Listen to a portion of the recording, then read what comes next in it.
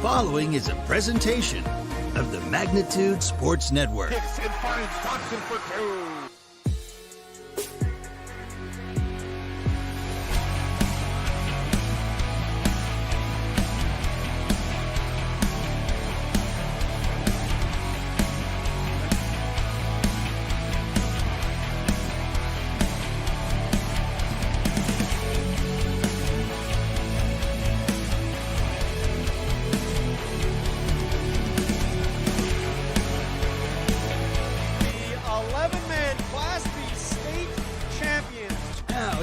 Time. Let's head up to the broadcast booth for the pregame show right now on Magnitude Sports.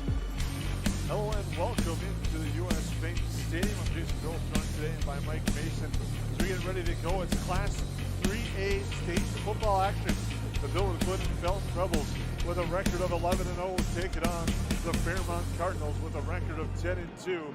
Both teams played unique games to get to this spot. The Rebels with a thrilling 21-17 victory over the Eskimos to get here in Brainerd. It was a unique contest where Esko led 7-0 after the first quarter and into the second half. But then the Rebels got going. Jordan Summers with a 1-yard touchdown run. And then it was Owen Leach connecting with Brady O'Keefe for a touchdown score that made it 14-7. But then the Eskimos came right back. Coy Parrish on a 30-yard gain tied it at 14. The Eskimos eventually would take the lead at 17-14 in that fourth quarter. But again, it was Owen Leach hitting Nick Wally for a 85-yard pitch and catch. What a dynamic play. The linebacker on the coverage stopped, and Wally just was wide open. Atoned for a drop earlier in that game with that big catch to make it 21-17. And the Rebels would then hold late as the Eskimos marched down to the goal line, had first and goal, then a couple of penalties backed them up, and then it was an interception. And the Rebels advanced with that 21-17 victory over the Eskimos. The Cardinals, on the other hand, they did not have to work as much as the Rebels did in that one, as the Cardinals advanced with a 49-7 victory over St. Croix Lutheran. And the star of that game is quarterback Brendan Schmidtke. The sophomore was 11 of 12 for 301 yards with 5 touchdowns as he helped the Cardinals advance to the state semifinals, where they'll take on the Rebels. Late start here, Mike. Yeah. Game before us was a thriller. Minneota knocks off Fillmore Central 28-27.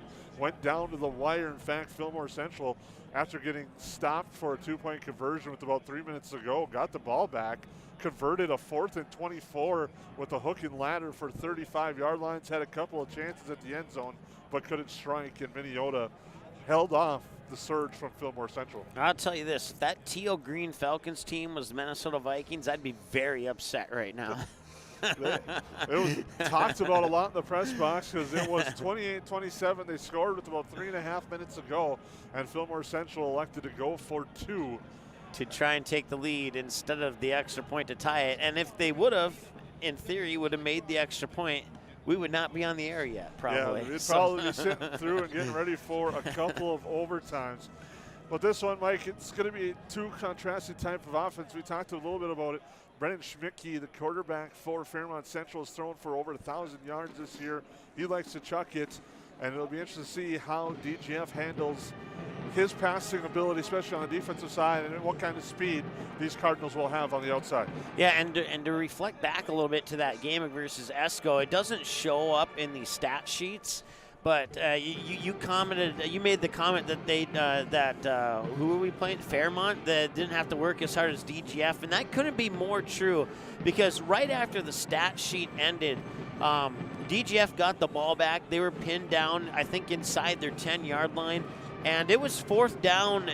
The difference between the game clock and the play clock was 1 second. By the time the play clock expired, there was like maybe 0.3 seconds left on the clock. The officials adjusted it to 1.8 seconds, and it was 4th down for the Rebels, and they had no timeouts. So if Esko would have been able to tackle Owen Leach before the time hit 0, they would have gotten the ball back, turnover on downs on the 2-yard line, had a chance to make one play and win it.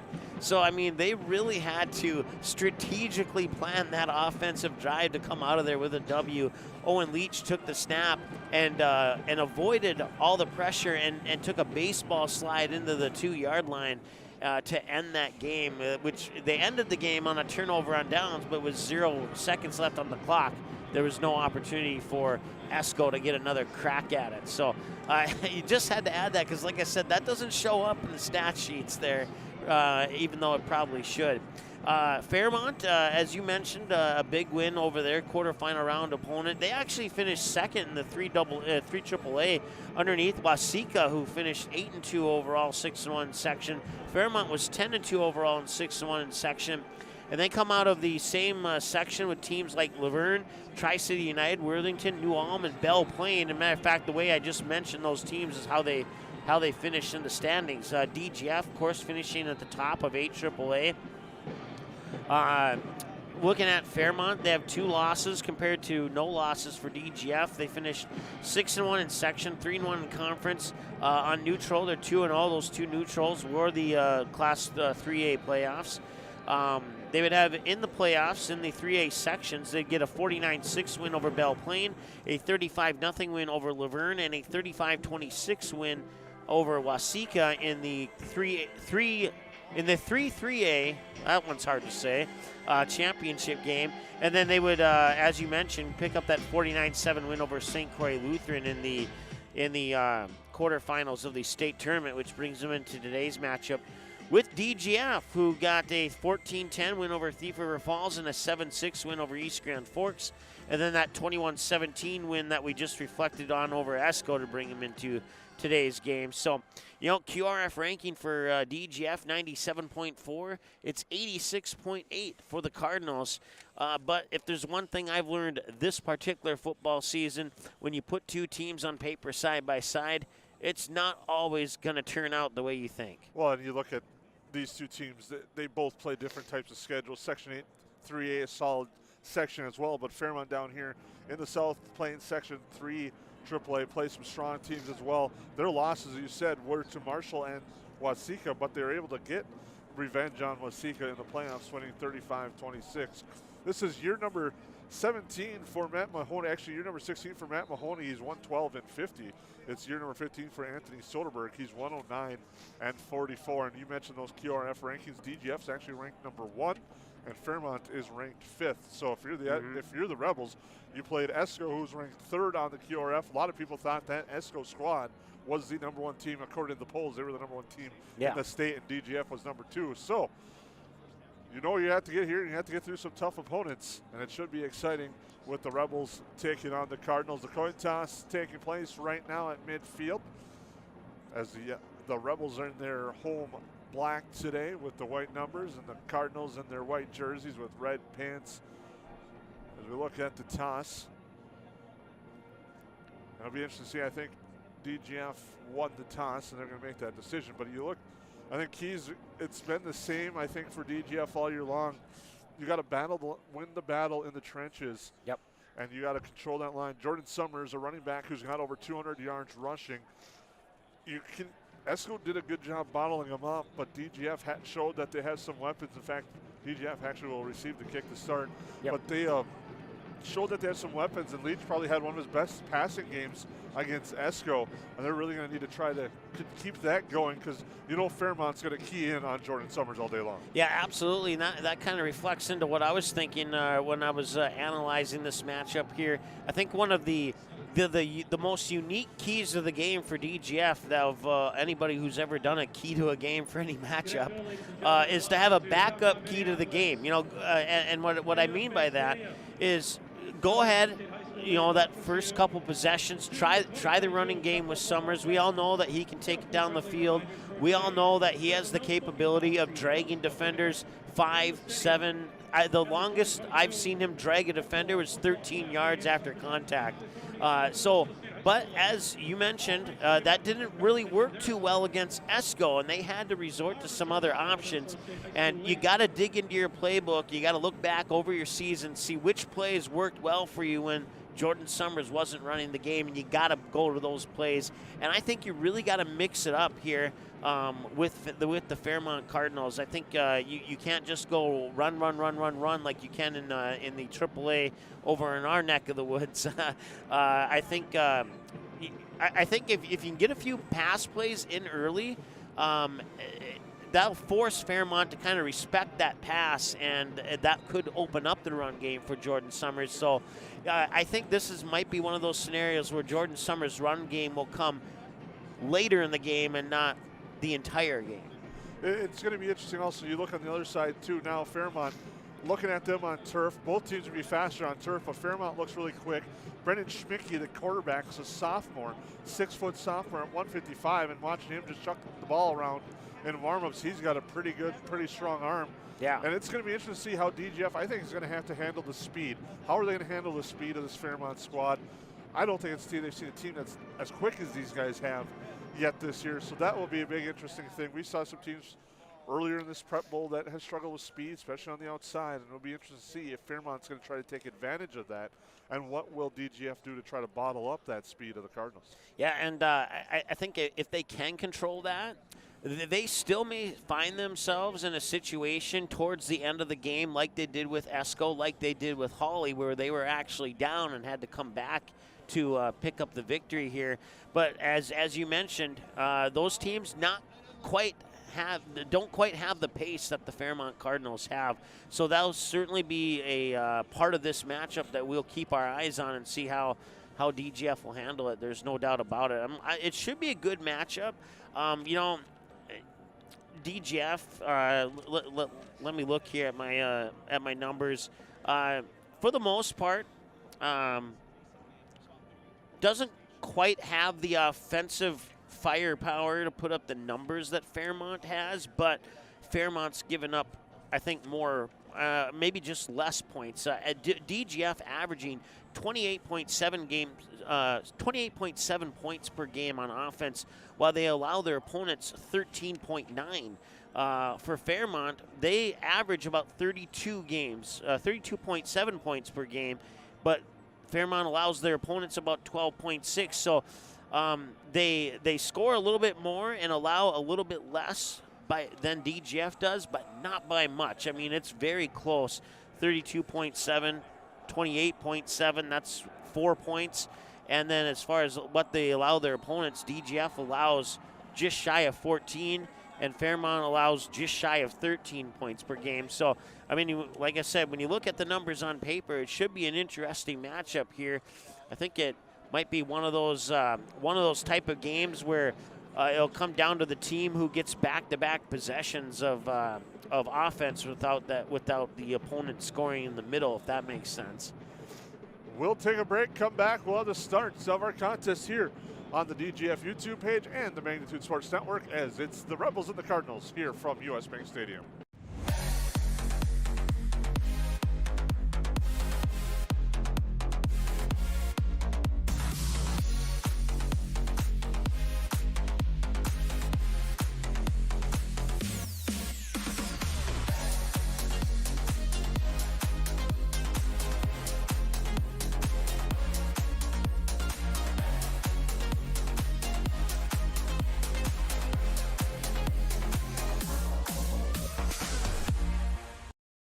Did you know that healthy people make healthy communities? It's true. Choosing not to drink alcohol, not to vape, not to smoke, and making the choice to not use drugs are 4 of the best life choices you can make today. Did you also know that over half of your peers are not drinking, vaping, smoking, and are also choosing against drugs? If you are struggling with any of these choices, have a talk with a parent or trusted school staff member. For more information, search Clay County Public Health on Facebook, and remember that healthy people make healthy communities.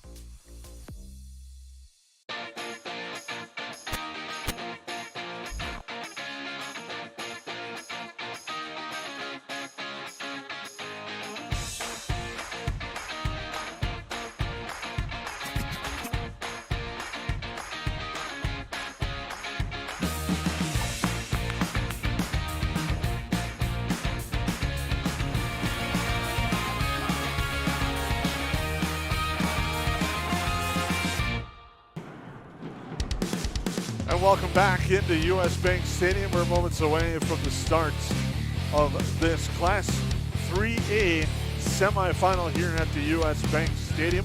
Jason Grove joined by Mike Mason as the Fairmont Cardinals with a record of 10-2, getting ready to take on the DGF Rebels with a record of 11-0.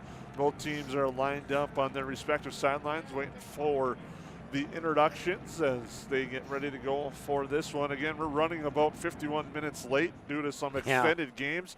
The first game today, which featured Deer River and Springfield, was a lot of points in that one, 64 points in the first half alone, and then there was much more in the second half.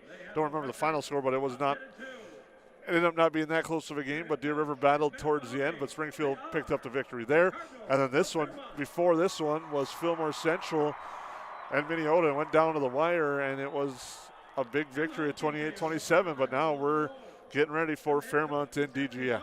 Yeah, and both these teams coming into this game with a fair amount of momentum. Obviously, DGF undefeated coming in with that 11-game winning streak, and Fairmont coming in with an 8-game winning streak. The last time they lost was back on September 23rd, as Jason mentioned earlier in the pregame show. They would fall 32-14 to Waseca, who was rated number 1 in the 3 AAA, and then they would get that revenge win against Waseca in the 3 AAA championship game. So still a little bit of momentum here. I don't think that 11 and 8 game winning streak is going to matter too much in this one, but we'll see if I'm right or wrong on that sooner than later. I would guess anyway. So as we get ready for pregame introductions as they continue right now, the captain's meeting at the Viking logo. Won the toss. Fairmont won the toss. Their choice until the second half. And deferred, so they're going for what a lot of teams like to say is that 2 for 1. Yeah.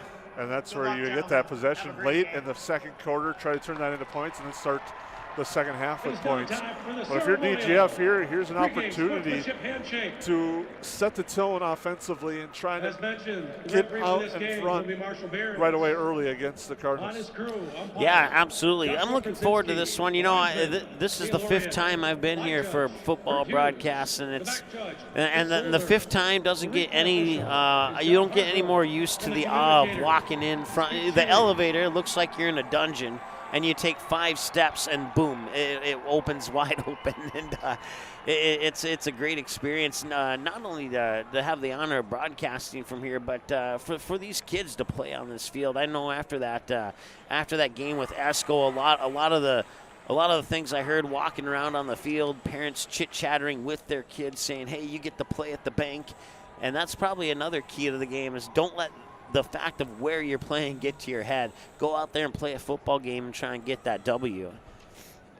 It'll be interesting to see how this first drive plays out. The Cardinals will kick left to right as you are listening in. We thank you for tuning in on YouTube here to today's radio broadcast. The Rebels will be going right to left. Back is Jordan Summers and Nicholas Wally at their own 10-yard line, awaiting this opening kick from the Cardinals. 33, Nicholas Wally. Number 1, Jordan Summers. Owen Burmeister seeing it up at the 40-yard line. Owen Burmeister will kick it off for the Cardinals. Cardinals, no strangers. They've been here a few times. I remember a few years ago they took on the Perham Yellow Jackets down here in the state tournament in the semifinals, came away with the victory, but eventually lost in the championship. Short kick, Wally will take it at the 15.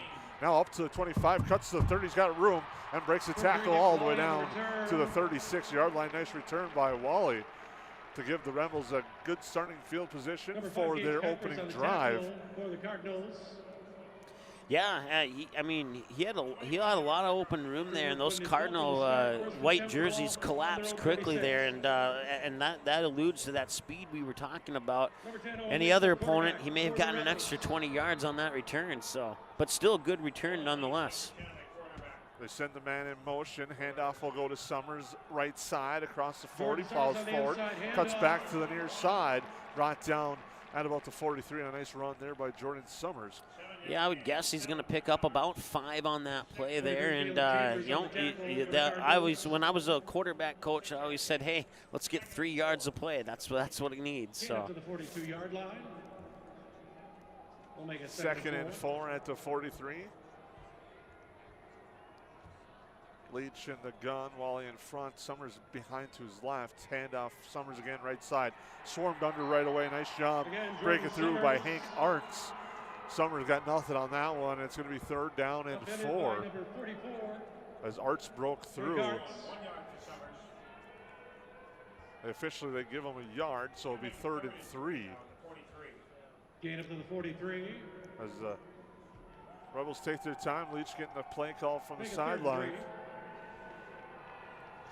We'll see what head coach Anthony Soderberg and the Rebels have drawn up here on a pivotal 3rd down here, early 1st quarter. 10:48 counting here live from US Bank Stadium. They send a man in motion, that's DeVries. Handoff, Summers left side, breaks one tackle, the backfield, drives forward, gets to the 50-yard line.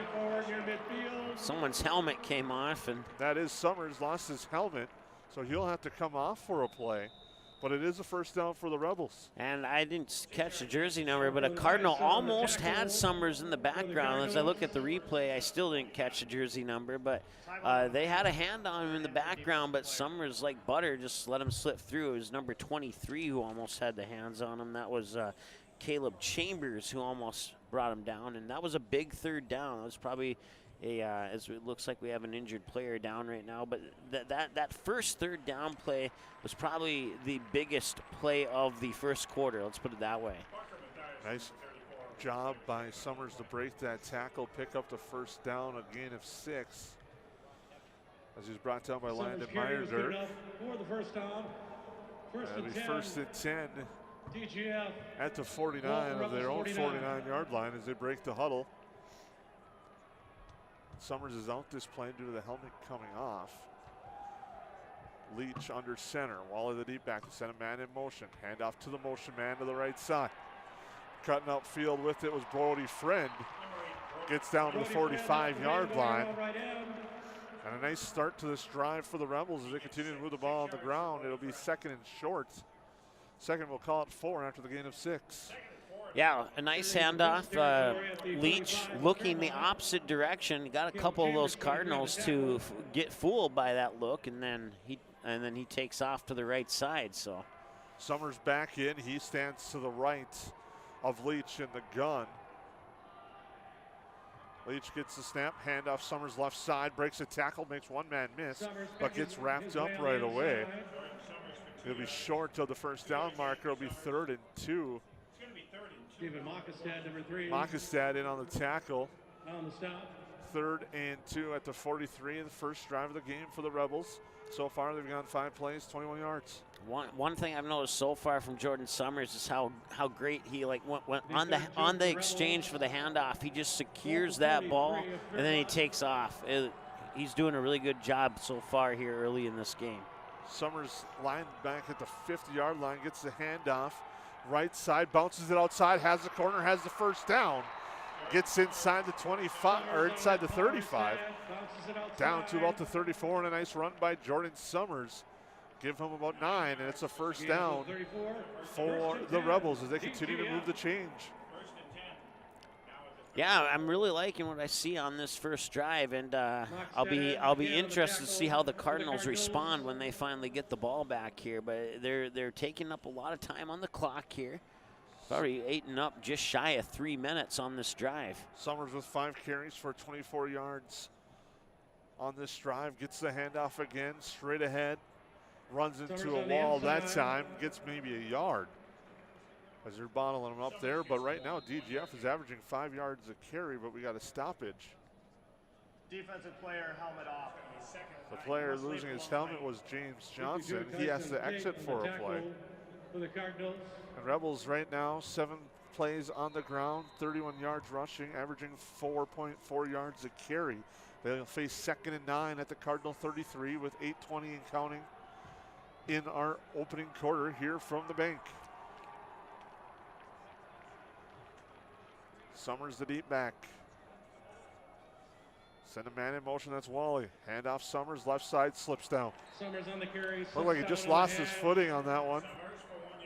And he only gets a yard, so it's 3rd and long and another big 3rd down here, especially for the Cardinal defense.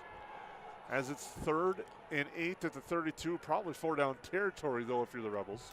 I would agree with that. And this, I said earlier that first 3rd down was the biggest play. Now this one becomes the biggest play of the first quarter here. That last 3rd down was 3rd and manageable. This one's 3rd and risky. It's how I like to put it.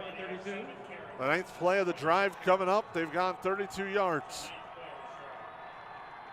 In the gun is Leach. Wally in front of him. Fakes the handoff. Leach will keep it himself. Runs straight ahead. Breaks the tackle, but gets out to the outside. And is brought down at the 31. Fairmont not really surprised on that one, and it's going to be 4th down. Yeah, it sure looked like he picked up more than 1 yard on that play with all the movement he had to do on the field to get that 1 yard. That's kind of a disappointment. 4th and 7. And the Cardinal fans making a lot of noise on the far side of the field here at the bank. We're on the Rebels sideline press level, 3rd level of the bank. As in the gun is Leach. Looks left, has time, fires back right side, pass complete. And I think, did he cough it up? It's not going to matter. The pass was complete to Brody O'Keefe. He didn't have the first down. They're going to say he was down by contact. Yep. And it will be a turnover on downs as he was tackled on the far side. The ball did come out, but they said he was down. Leach had time. The play slowly developing across the other side, but a nice job on that tackle there by Makestad to get over there to bring down O'Keefe and stop this drive of 10 plays. And a turnover on downs will give it to the Cardinals. Not necessarily the worst idea there. I mean, you still pin them deep in their own part of the field there on a turnover on downs, and so now we'll get to see the Cardinal offense for their first time here, and I'll keep my eyes on what they're going to do. Handoff right side right away. Schmicke, the quarterback, hands that one off, and a nice positive gain for the Cardinals to start things off. Yeah, it looks like he got 3 for sure, maybe 4. As Elijah Johnson, the ball carrier. Elijah Johnson on the carry. Looks like they're going to give him 5 yards on that. We have a unique angle up here. We're in the corner, so it's kind of tough on the far side field to see exactly where they spot. Yep. As now they're going to go 5 wide receivers, 4 to the right, 1 to the left. Schmicke in the gun. He rolls to his right. Has time, fires, pass complete. The pitch and catch to Levi Pooley, and has a first down for the Cardinals. It's going to be a pickup of about 7 on that first down.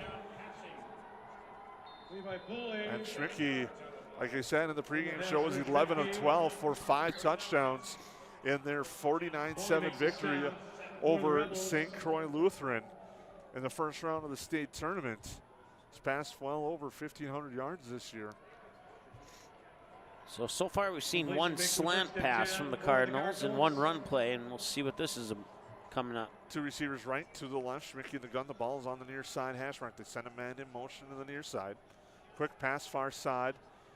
It's caught. Breaking a tackle on the far side there was Pooley again.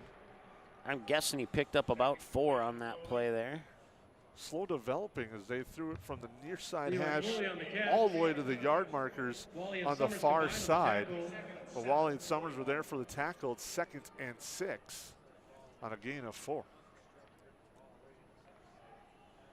Yep, as you said, ball placed on the 41-yard line. Looked like they were going to spot it at the 42, but as soon as they gain about another 10 yards, we can not have to guess on the spot anymore. Handoff Johnson breaks the tackle. Falls forward. Elijah Johnson to the 44. Gain of 3 will bring up 2nd and 3. 3rd down. Or 3, excuse me. 3rd and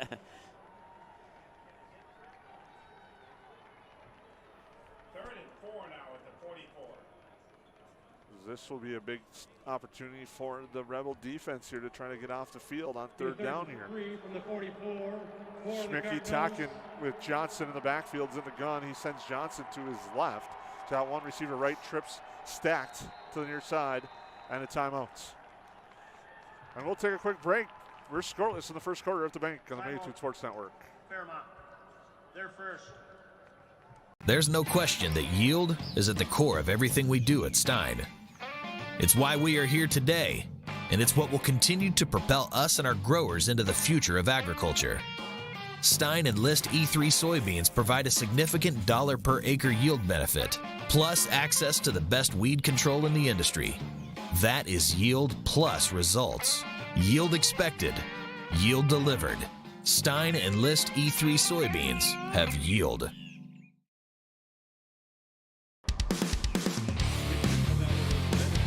Welcome back. As we are here at the U.S. Bank Stadium.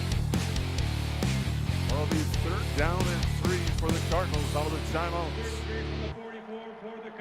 Tricky sends a man in motion. He has 2 receivers left, 3 to the right. Handoff to the motion man on the near side. Trying to get the corner. But doing a nice job of sealing the corner was Brody Friend. As Landon Meyerdurk had the carry. And it's going to be 4th and about 1 after a 2-yard gain. Friend did a nice job keeping contained on the near side, wrapping up and holding on as Meyerdurk was trying to drag him forward.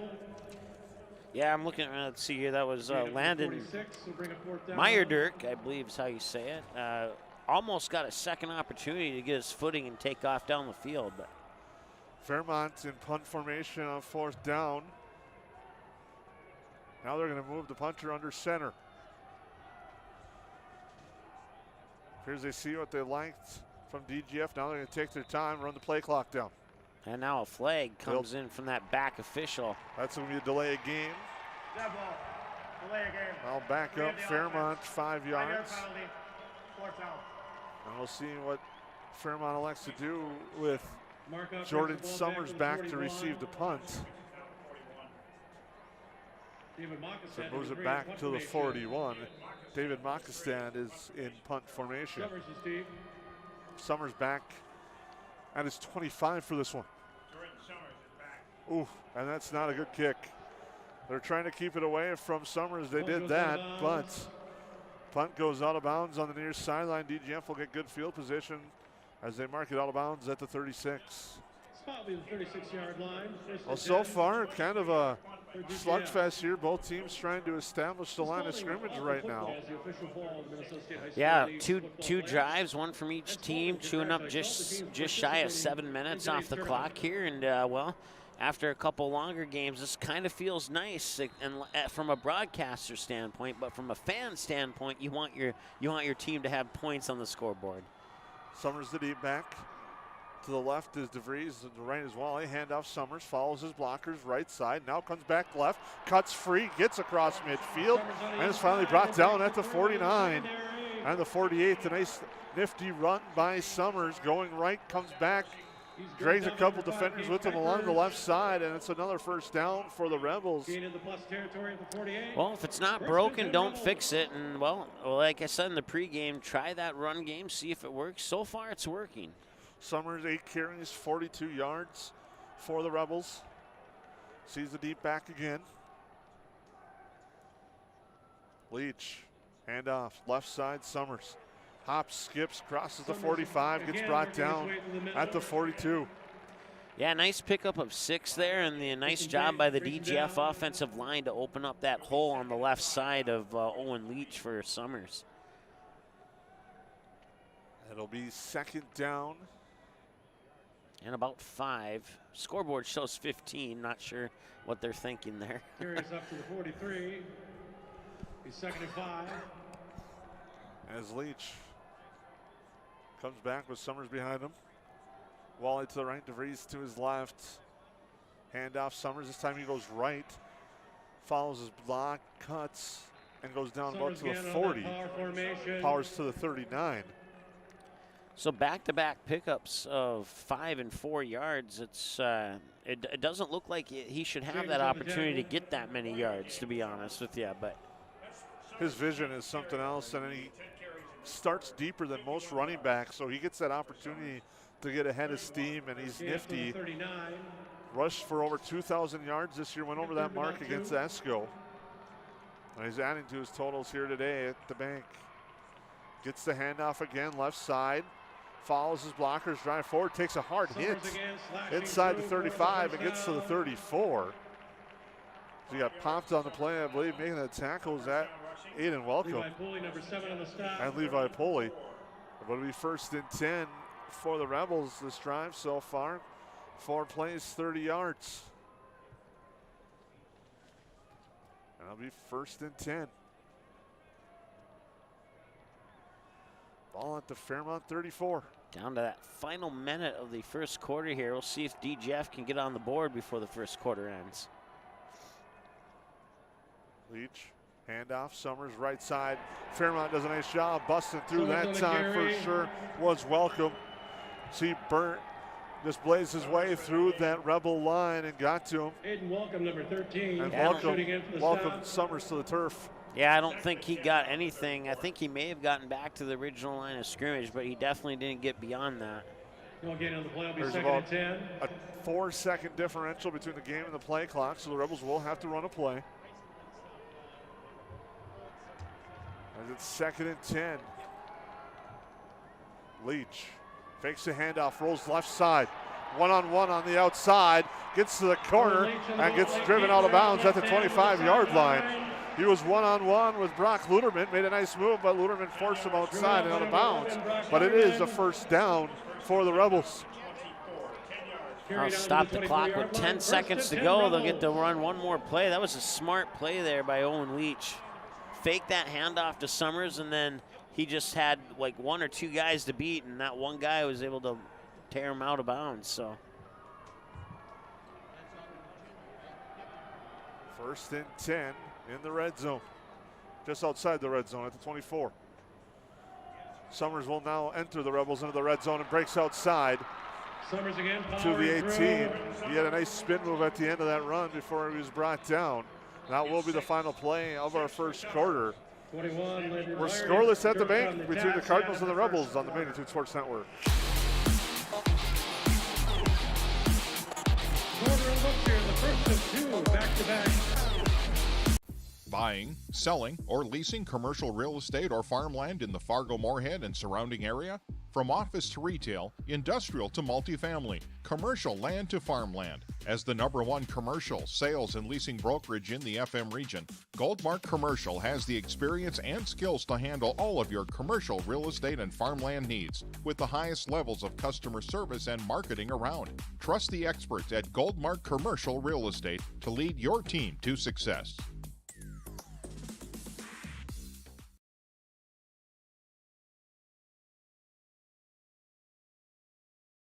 Can I have a piece of that Willy Willoughby? Wally Wibbly. Wiley's Wallabies. Wallaby Wallies? Wilby Wababy? It's pronounced Wiley Wallaby. Well, it's very good. It's called Wiley Wallaby, and it's delicious. Well, welcome back into the U.S. Bank Stadium. We're scoreless after a quarter of play. Looking at the quick stats here, the Rebels in that first half, 16 carries on the ground, 73 yards with 5 first downs. Fairmont with just 1 first down on 3 rushing attempts and 2 passes. Handoff, Summers plows forward, has the first down for the Rebels. Correction was 2nd and 4 on the play. And a nice strong run by Summers. The drive continues to roll. And that carry gains the first down. Summers right now for the Rebels, 13 carries for 61 yards. That was the 8th play of this 50-yard drive so far. Ball spotted at the 14. 1st and 10 Rebels. Ball at the Fairmont 14. Ball on the far hash. Summers gets the handoff from Leach, goes left side, cuts back right, is at the 5, drags the defender into the end zone, touchdown! Jordan Summers, a 14-yard score, and the Rebels strike first.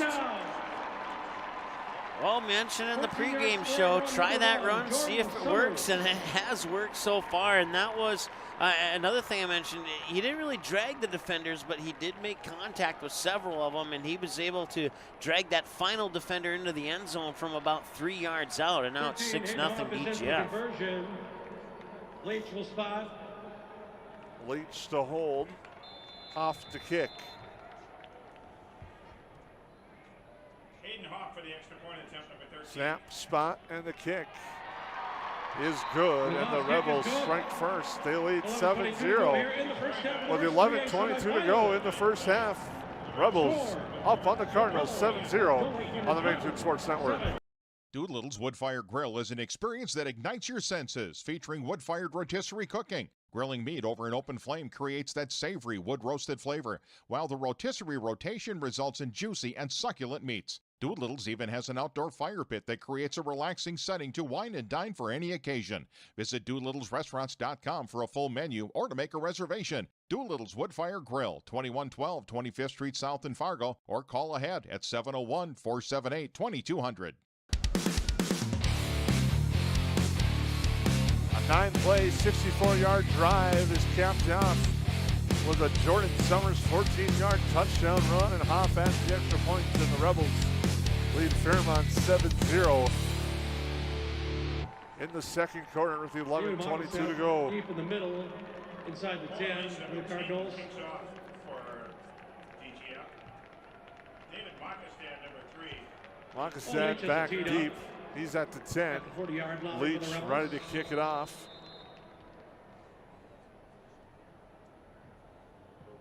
It's a low kick. Takes a couple of rolls. It's scooped up at the 20. Cutting across the near side was Johnson. It gets brought down at the 28-yard line. Johnson on the return. Yeah, I can't see the jersey number, but the DGF player made a nice hit on the ankles there that causes the momentum to fall forward, and that is what essentially brought him down. And that's where Fairmont will start up. 1st and 10 at the 28. Second time with the football today. Their first drive picked up a first down, but wasn't able to do much. Schmicke's in the gun, fires left, pass complete. Near side, Pooley breaks a tackle at the 40, drives forward, gets thrown out of bounds at the 44-yard line. As he hits Levi Pooley for a first down. He's driven up by number 4, Ethan And Hallerow. Schmicke's showing off that arm so far. It's 2 of 2, actually 3 of 3 now after that one for 27 yards. Yeah, and if you follow us on Twitter at Magnitude SN, our guy Jason is down at field level taking photos of this game, and we'll retweet all of those to our Twitter account, Magnitude SN. So go ahead and give us a follow and save the photos that are your favorites. Schmicke's going to keep it after faking the handoff. Gets wrapped up right away. In there was Brody O'Keefe. 1 yard loss. He Shooting breaks in and dropping in free. is number 78, Colton Wagner. Colton Wagner was in there as well. As Schmicke doesn't get anything on that one, and it's going to be 2nd and 11 at the 43.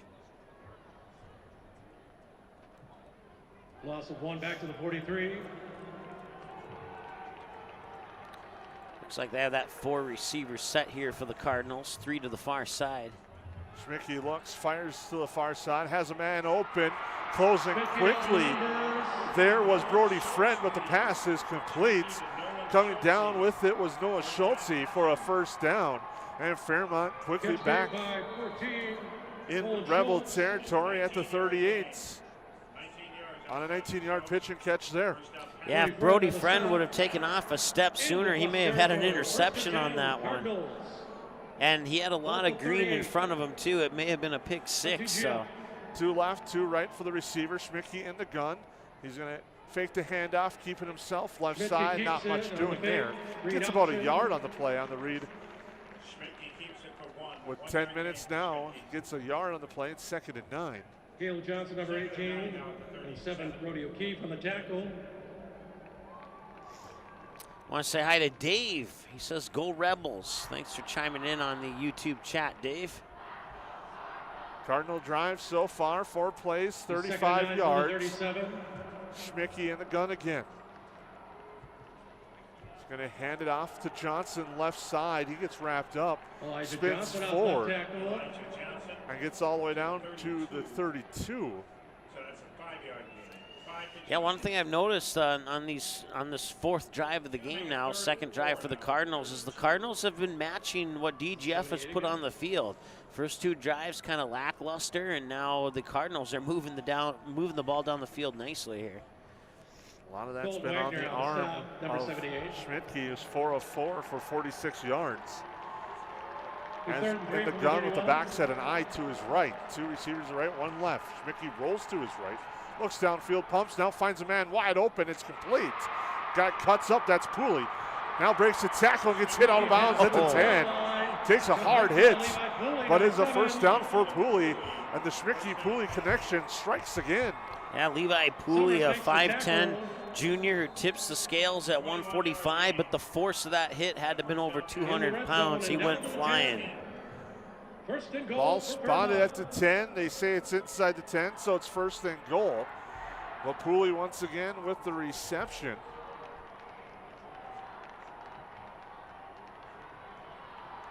Yeah, it was Jordan Summers who popped him out of bounds too, and he delivered a nice hit there, Jordan Summers did. 1 receiver to the far side, forward to the near. The pass near side, complete, touchdown. Schmidtke to Pooley for 10. And the Cardinals cut into the lead at 7-6. We're not quite tied yet, but we could be soon. I think that I had to give you a little bit of grief for that. Well, we know how today's been with extra points. That's Pooley for 10 yards from Schmidtke. From 10 yards out. And a nice drive there. 7 plays, 72 yards for the Cardinals. And now we await the extra points. Looks like they will line up for a kick here to try and tie this one up. Kicking will be number 4, Owen Burmeister, left-footed kicker. Owen Burmeister, and we are tied at 7. No offense in the first quarter points-wise, but now in the second, a little bit of an explosion as Fairmont has answered the Rebel touchdown. We're tied at 7. We'll take a break.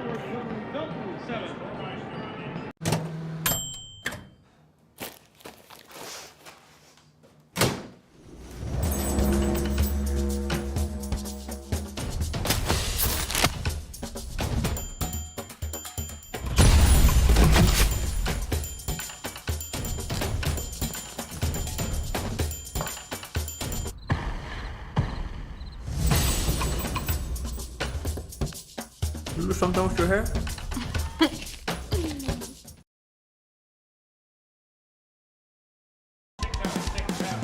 It's kind of a new school, old school football battle here at US Bank.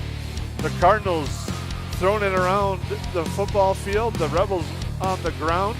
That drive again for Fairmont was 7 plays, 72 yards.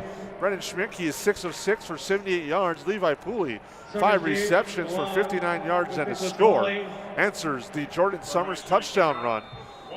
And now Wally will be back with Summers to receive the kick from Burmeister. It's going to go to Wally at the 6. Fakes the handoff to Summers, comes all the way to the near side, trying to get the corner, but the Fairmont special teams unit did a nice job and bottled him up at the 11. Worst field position of the day for the Rebels. We'll see what they do with it. Going left to right here. Second quarter tied at 7, scoring again. It was a 14-yard run by Jordan Summers that started the scoring. And then it was the Cardinals through the air, Schmidtke to Pooley of 10 yards. And we're tied at 7. I want to say hi to Levi and Heath. Heath is informing us that the NDSU Bison have a 21-7 lead right now. Thanks, Heath.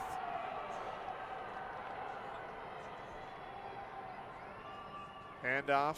It's going to be Wally off the left edge. Gets across the 15 to the 16. Little change of pace back is Wally. He picks up 6. He's more of the power run right through you runner. Summers mixes a little bit of that, but a little more cutting from Summers than you're going to see from Wally. Wally likes to lower that shoulder and initiate contact. Yeah, Wally had a big run against Esco too, and wouldn't be surprised if he broke one here today. Leach, as the play clock approaches 8, hands it off to Summers, left side. Gets the first down, breaks the tackle, then finally gets wrapped up as he crosses the 20 to the 22. 9 yards for Summers. They give him 9 on that play. And you can see the Rebels, the difference here between the Cardinals. They're more quick strike. The Rebels more methodical. Yep. That's why I was saying that coming back from that commercial, it's kind of the old school football style against new school football. Where I think Schmicky wants to throw it every pass that he can for Fairmont. The sophomore is throwing 6, has completed all 6. Leach is 1 of 1 passing as well. Leach in the gun, Summers handoff, bounces it outside, now cuts back up at the yard marker at the 30-yard line, now gets wrapped up. Summers working the left side this time. To about the 27, or no, check that, the 37. It's 7 for Summers. Summers closing in on 100 yards in this first half. He's already got 17 carries. Looks like it's going to be second and about, well, it says second and 3, but the down marker looks more like second and 4 to me. So it's one of those two. We can tell you that much for sure. Leach turns, hands off, left side. Summers cuts, drives forward, gets brought down just shy of the 40. They'll give him the 40. And another nice run by Jordan Summers. Again, James Johnson with the tackle. Rush yards on the ground, 126 for DGF, only 15 for the Cardinals. And that goes back to what you were saying there. And, you know, if this pace continues here, that might be a little bit of frustration for the Cardinals, because they're getting the points quickly and DGF's getting the points slowly, and the defense is spending more time on the field for the Cardinals than the offense is right now. The first attempt for the Rebels. Leach, handoff Summers, cuts out left side. The line that time of Fairmont was a little more stout on the front end, especially on that edge there. Summers crosses the 40 to the 42. They'll give him 2 on that one. Summers now with 98 yards on 18 carries. You can follow all the stats online on the links at the website. DGF. Click on the link. Be second and 8 from the 42. Taking their time to the line, approaching the line with 12 seconds on the play clock. Fairmont looks like they're going to bring pressure. They do inside. Leach is going to roll out, fire a pass near side. It's complete. Rolling Again, right tripped up on the play was Bodie DeVries. Bodie DeVries. DeVries brought down at the 43. Not much on that play, though. DeVries kind of getting up from that tackle there and not quite, kind of not putting all of his weight on that one leg there. And but I think he's going to be okay. But I just noticed that when he got up. One of the things about a methodical, slow offense, when you have a tough play on first and second down, you're kind of backed up against it now at 3rd and 7 as the Fairmont Cardinal fans stand up on their feet on the far side and make some noise, but handoff Summers. The Cardinals get the stop that they wanted as Summers gets tackled across the 45 to the 46. It's going to be 4th down and 4. They'll call it as we approach the 4-minute mark. Interesting decision time for Anthony Soderberg. Where you're at in the field, it's close to midfield. Yeah. You know, I think the Cardinals have started to figure out that, hey, this Summers guy is going to get the ball a lot, and they're starting to close those running games. You're going to have to start seeing some passes here from the Rebels possibly. Rebels send a man in motion, and now there's going to be a false start. Ooh, not what you needed. 4th and 4, now it's going to turn into likely a 4th and 9, and the officials are going to meet and discuss. The Cardinals may have jumped. We'll see. They may have. So I take back my comment. It does appear to look like it'll be on the Cardinals. Dead ball. False start. Oh, no. Number 1 in the offense. 5-yard penalty. They called Summers starting early in the backfield. Yep, he stood up and leaned back, and that false start. Yep. We'll make it 4th and 9 as the Fairmont Cardinal fans let them know that you can't do that. Back to the 41. And now the Rebels will be forced to punt. And back is Levi Pooley. He's at his own 21-yard line. Caleb Johnson to punt. For the Cardinals. Gets the snap, and the kick is off. They'll take a bounce at the 30. Pooley's just going to let it roll, and it's going to roll all the way down inside the 25. Take a rebel roll down to the 23-yard line. That's where the Cardinals, after getting their big stop, will set up shop. Approaching the 3-minute mark, and it'll be interesting to see how DGF responds defensively to what Fairmont did offensively, where they want to spread them out and throw the ball. Yeah, exactly. We'll see here. Well, like I mentioned a moment ago, they're quick, and we'll see if the DGF defense can stop those passes there. 'Cause they've been getting a lot of, 4 to 6 yard passes and then extra yardage after the catch is what I've noticed so far here for the Cardinals. They'll work out a shotgun, it looks like. Schmicke fires right side. That's Johnson out of the backfield. Slips forward. Pass in the flat to Johnson. And makes the reception, and that's a positive gain on first down. Schmicke hits Johnson. Yeah, and what just happened proved my point there. He threw that pass out to the far sideline. The pass went about 3 yards, and he picked up an extra 4 after the catch. Or no, he didn't pick up an extra 4. He picked up an extra 1 after the catch is what I meant to say. Handoff. Johnson breaks the tackle at the 30, and that's where he's finally brought down. He'll pick up about Johnson straight up the middle on the handoff. 1 or 2 on that play. We'll see. It looks like they're going to give him 1. Schmicke, the quarterback, 7 of 7 for 83 yards. Pooley's been his #1 target, 5 receptions. It's kind of unique. You look at the team stats. The Rebels have ran the ball 24 times. The Cardinals have only ran it 7. But through the air, it's 7 of 7 and 2 of 2. And the difference is there is the Cardinals are pretty much sticking to the air. On third down here, they send a man in motion left to right. Quick pass right side. They try to set up a screen. They do. Breaking 1 tackles receiver on the far side. That was number 21, Landon Meyerdurk, on the reception. He broke that tackle, otherwise it would have been a loss of about 6. Yeah, I think he's going to be short. It's going to be about 4th and 1. But if DGF wouldn't have missed that tackle, it would have been 4th and 9, maybe more. Breaking through, doing a nice job was Caleb Johnson. Just going to finish it off. That's going to be 4th and 1, and Fairmont showing punt with Makestad. But we saw earlier they one time went up and he went under center. Yep.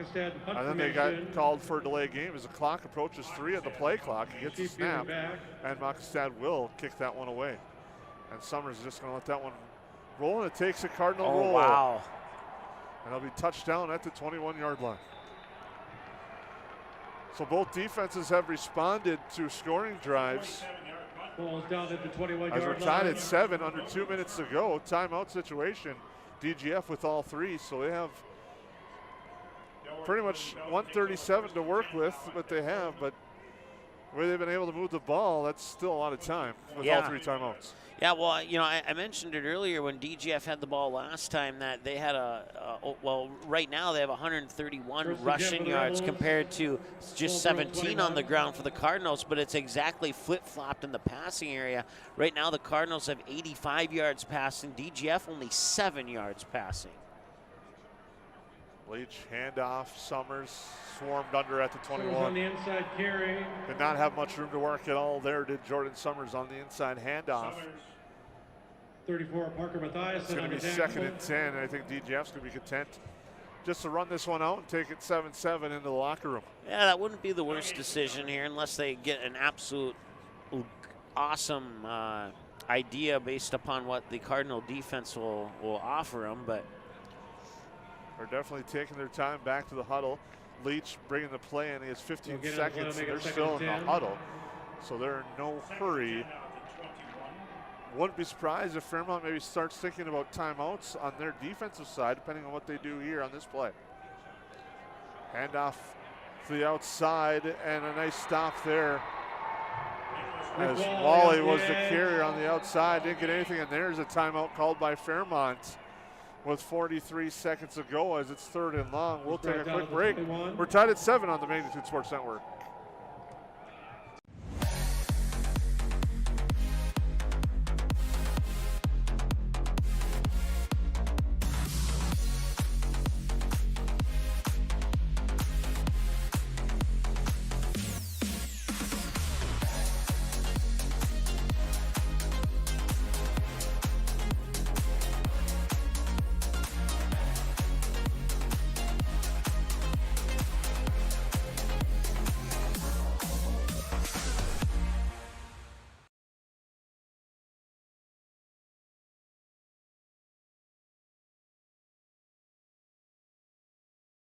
wish today's teams the best of luck. We're back live at the US Bank Stadium and a big third down here. 3rd and 10 for the Rebels with 43 seconds to go.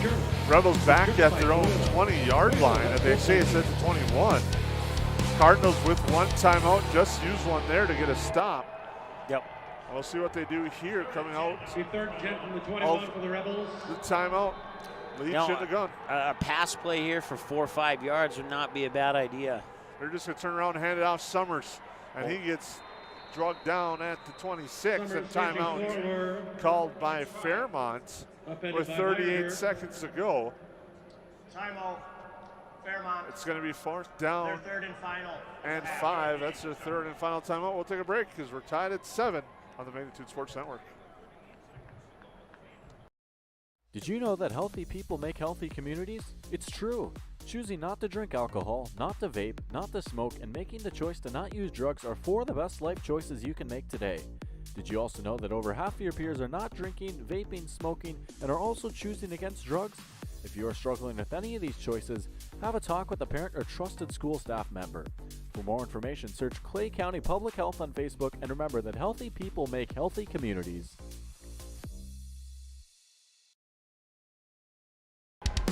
And we're back, coming out of the timeout. The Rebels face 4th down. Caleb Johnson out to punt. Levi Pooley back at his own 45. Quick strike offense by Fairmont. We'll get an opportunity with Johnson to kick. Gets the snap. It's a high boot. Pooley calls for a fair catch and will make the fair catch at his own 45. 32 seconds for Brendan Schmidtke in the Cardinal offense to try to get that quick 2-for-1 because they will have the ball to start the second half. Yeah, this is a huge series here for the DGF defense. They need to keep this game tied at 7 going into halftime. Their first couple drives were productive, but I think the Cardinals have figured it out. And now this kind of has the feel that DGF ESCO game did. I know you weren't there, but I was, and I'm telling you, it's looking similar. 3 receivers right, 1 to the left side. Now make that 2 as they move a man into the slot. Does Schmidtke in the gun. Schmidtke's got plenty of time, fires downfield, pass complete. Nice pitch and catch. Making the catch again is David McIstad, and it's 1st down and 10. That play only took off 6 seconds. Now the clock starts. Schmidtke under center, and he'll spike it with 21 seconds to go.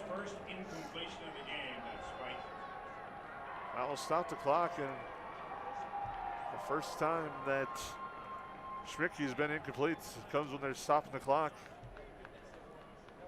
You know, another thing, they can get another pass. If the Cardinals can get another pass like the one they just did, I don't know what they have for field goal kicking opportunities, but that might be something in the back pocket they can think about as well. 2nd and 10 at the 35.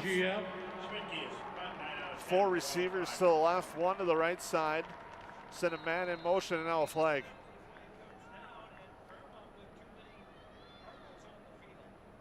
And yes, the Cardinals broke the huddle with too many men.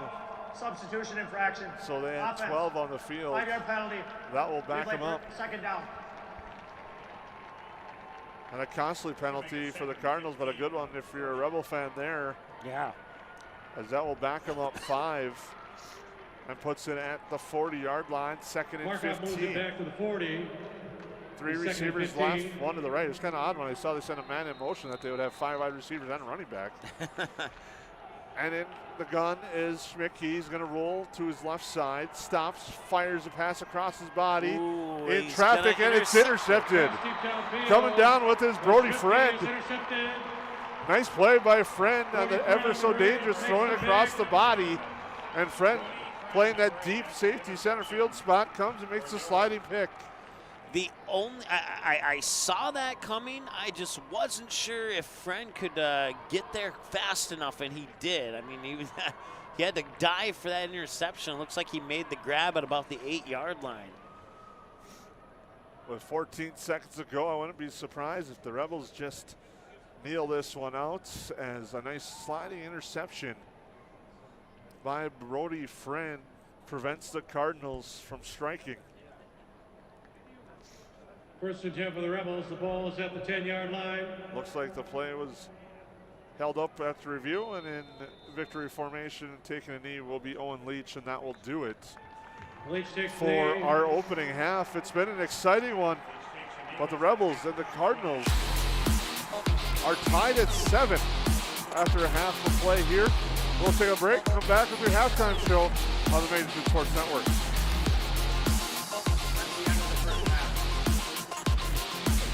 And at halftime, on the first of 2, 3 semifinals here.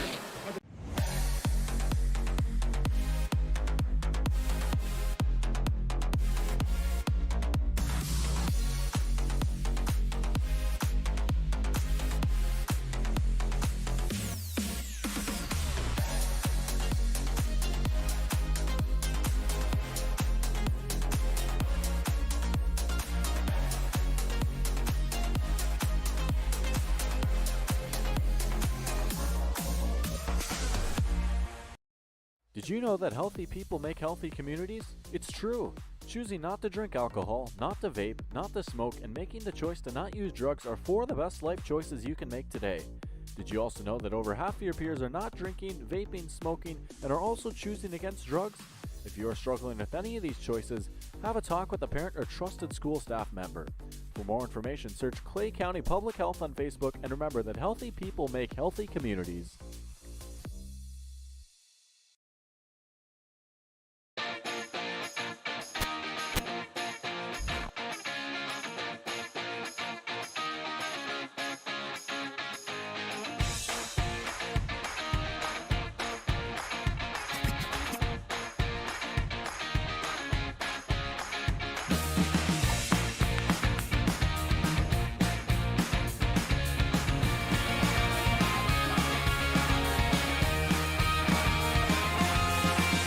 There's no question that yield is at the core of everything we do at Stein.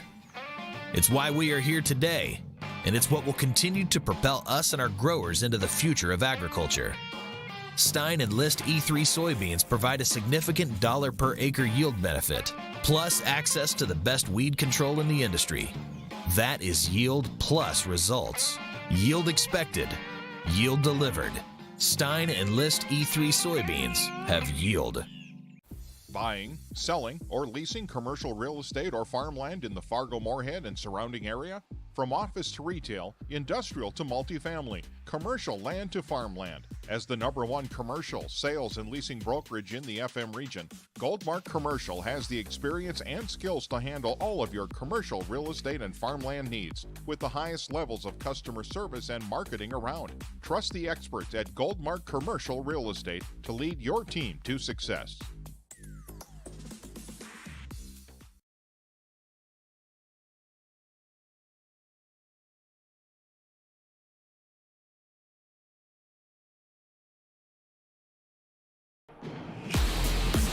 Welcome back. We're at halftime. Jason Gross with Mike Mason and Mike. Unique first half. Yeah. Both teams, it was one of those slug fights. You like one of those big slug fests. Punch, counter punch, and right now both teams have had a counter punch for each other, but it's 2 different styles of football today. Yeah, it's the slow grind and pound style of football for DGF, and it's the quick slant passes for extra yards after the catch, and it's like DGF's drives take up what feels like 6 to 8 minutes, and Fairmont's drives take up what feels like about 90 seconds almost. And I was going to lead into that time of possession in that first half. DGF 15 minutes 39 seconds, Fairmont 8 minutes and 21 seconds. And you just look at it on the ground. DGF 28 carries for 136 yards as a team. Fairmont 7 carries for 17 yards. But through the air, the Rebels are 2 of 2, and Fairmont 9 of 11 with 1 interception, but the yardage difference is 105-7 through the air. And that last interception, nice play by Brody Friend. It was a big pick, but it was one of those that you knew that Fairmont was trying to do something quick because it was under a minute to go. I don't know if your stats show it or not, but I believe all 7 of those pass yards came in the first quarter. They had none in the second quarter for DGF. I want to say hi to Allie as well as Karen, and also an update. The Bison are up 28-7 thanks to Heath for that scoring update. But back to this game now. But if you look, one thing in this game that's been, we'll go over the offensive stats first for DGF. Through the air, Owen Leach is 2 of 2 for 7 yards. His top receivers are O'Keefe and DeVries. O'Keefe for 6 yards, DeVries for 1 yard. I don't know if you really could say it's top receivers when you are single digits when it comes to yards. But on the ground, it's been Jordan Summers, 21 carries, 106 yards on the ground. He's got a touchdown. Owen Leach, 3 carries for 18 yards. Friend with 1 for 6. Nick Wally with 2 carries for 6 yards offensively for the Rebels. Defensively leading the way in tackles, Brody O'Keefe with 4 tackles and the interception. That was Friend, excuse me. He has 4 tackles as well to lead the way for the Rebels defensively. On the Fairmont side of things, quarterback Brendan Schmidtke is 9 of 10 for 105 yards, 1 touchdown, 1 interception. On the other side of things, actually his received number 1 go-to target is Levi Pooley. He's got 5 receptions, 59 yards, and a touchdown. And he's got 4 other receivers with 1 reception. It'll be interesting to see what adjustments are made out of the locker room. Both teams elected to go into the locker room for halftime here, as get to hear the Fairmont pep band entertaining a good-sized crowd from Fairmont and DGF here for this one. Winner of this will play either Watertown Mayor or New London Spicer in the championship on Saturday, December 3rd. I've been here for maybe 4 of the games so far, and all the opponents' fans who sat on the far side, they usually went from as we see it, left to right, the left side goal line to about maybe the 40. But the Fairmont fans here are taking up the whole football field on that side. As I look down below, well, I'll take that back. The band has the opposite end zone, but the DGF fans, as you mentioned, they've carried well here on the 220 mile some odd trip to Minneapolis too, as they filled up from that end zone down to about the 20-yard line on the opposite side. And I'm not sure who these yellow shirts are down here, but looking back on the first half of this one, it kind of reminds me of no game DGF has played this year, but 2 games that DGF has played this year. And let me elaborate a little bit on that. You go back to September 9th, when DGF probably had one of the best games I had ever been at for high school football, when they won 36-34 over Pequot Lakes. That kind of had a first half domination by DGF, and then Pequot Lakes would battle back, and the 2 teams would battle back and forth to the end of the game, with DGF winning it on an Owen Leach, I think it was Owen Leach, interception to secure the win. And then you fast forward to last Saturday's game when they played Esco, and they were down 7-0 at halftime, I believe it was. They tied it early in that third quarter, if I remember correctly. And then the 2 teams started battling back and forth again, and with each team getting a lot of play. And Esco did a little bit more passing in the second half than they did in the first half. And I'm kind of seeing that glimpse here. Fairmont did a lot more passing in the second quarter than they did in the first quarter. And Fairmont's finding that the passing is working to gain yards, but luckily for DGF, the passing isn't working to score points, as we're still at a 7-7 deadlock at this point. Like you said, Mike, we're tied at 7. We'll take a break, come back. A couple more keys as we get ready for the second half here from the U.S. Bank Stadium on the Magnitude Sports Network. Doolittle's Wood-Fired Grill is an experience that ignites your senses, featuring wood-fired rotisserie cooking. Grilling meat over an open flame creates that savory wood-roasted flavor, while the rotisserie rotation results in juicy and succulent meats. Doolittle's even has an outdoor fire pit that creates a relaxing setting to wine and dine for any occasion. Visit DoolittlesRestaurants.com for a full menu or to make a reservation. Doolittle's Wood-Fired Grill, 2112 25th Street South in Fargo, or call ahead at 701-478-2200.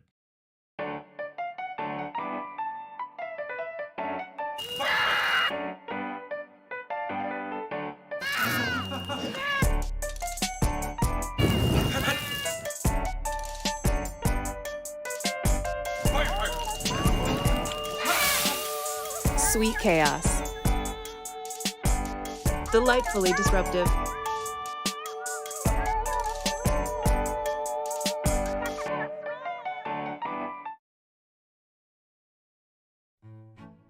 The domestic dog, a relative of the wild wolf, now a gentle, loyal member of your family. And through the good times and the more challenging, we love them no matter what. That's why we feed them the best. Nutrisource is the kind of clean, premium food you'd feed a loyal pet who would follow you to the ends of the earth, even when you don't want them to. Don't just feed your pet, nourish their whole body. Nutrisource, where pet health begins. Did you know that healthy people make healthy communities? It's true. Choosing not to drink alcohol, not to vape, not to smoke, and making the choice to not use drugs are 4 of the best life choices you can make today. Did you also know that over half of your peers are not drinking, vaping, smoking, and are also choosing against drugs? If you are struggling with any of these choices, have a talk with a parent or trusted school staff member. For more information, search Clay County Public Health on Facebook, and remember that healthy people make healthy communities.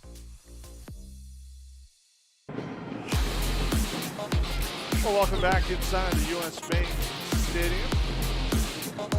The Rebels and the Cardinals are tied at 7 at halftime. And what has been an exciting first half, scoring started. Jordan Summers with a 14-yard touchdown run for the Rebels. He scored that with the 11:22 to go in that second quarter. It was a 14-yard run, was able to bring a couple defenders with him into the end zone on that touchdown. That capped off a nice drive for the Rebels. And then right after that, Fairmont came back quickly and went through the air. It was Schmidtke to Levi Pooley for a 10-yard strike, made it 7-7 after the extra point. And that's where we stand right now, as the Fairmont Pep Band is entertaining everyone with some country roads here, and it's kind of fitting before these two teams, between the Rebels and the Cardinals here, have both put in some miles to get to US Bank Stadium. And also at a different bank just down the road, the Golden Gophers are losing to Iowa by a score of 10-0 in the second quarter. And if I would have been told that Iowa would score 10 points in a quarter, I wouldn't have believed you. But today is the day, apparently. I've been to a Vikings game at that field. That was when they played the Seattle Seahawks, and they missed the chip shot field goal to go to the next round of the playoffs, and the Seahawks won. And that was the coldest game, I think, in NFL recent history. And some guy in front of me spilled his, I'll say it's a beverage, onto my shoes, and it was -37, and my toes froze up. And I think I stopped at a Burger King not to eat, but to just warm up my toes so I could make the rest of the trip to my car. Want to say hi to Allie. She's cheering on the 5'6" sophomore from DGF, Thomas Rader.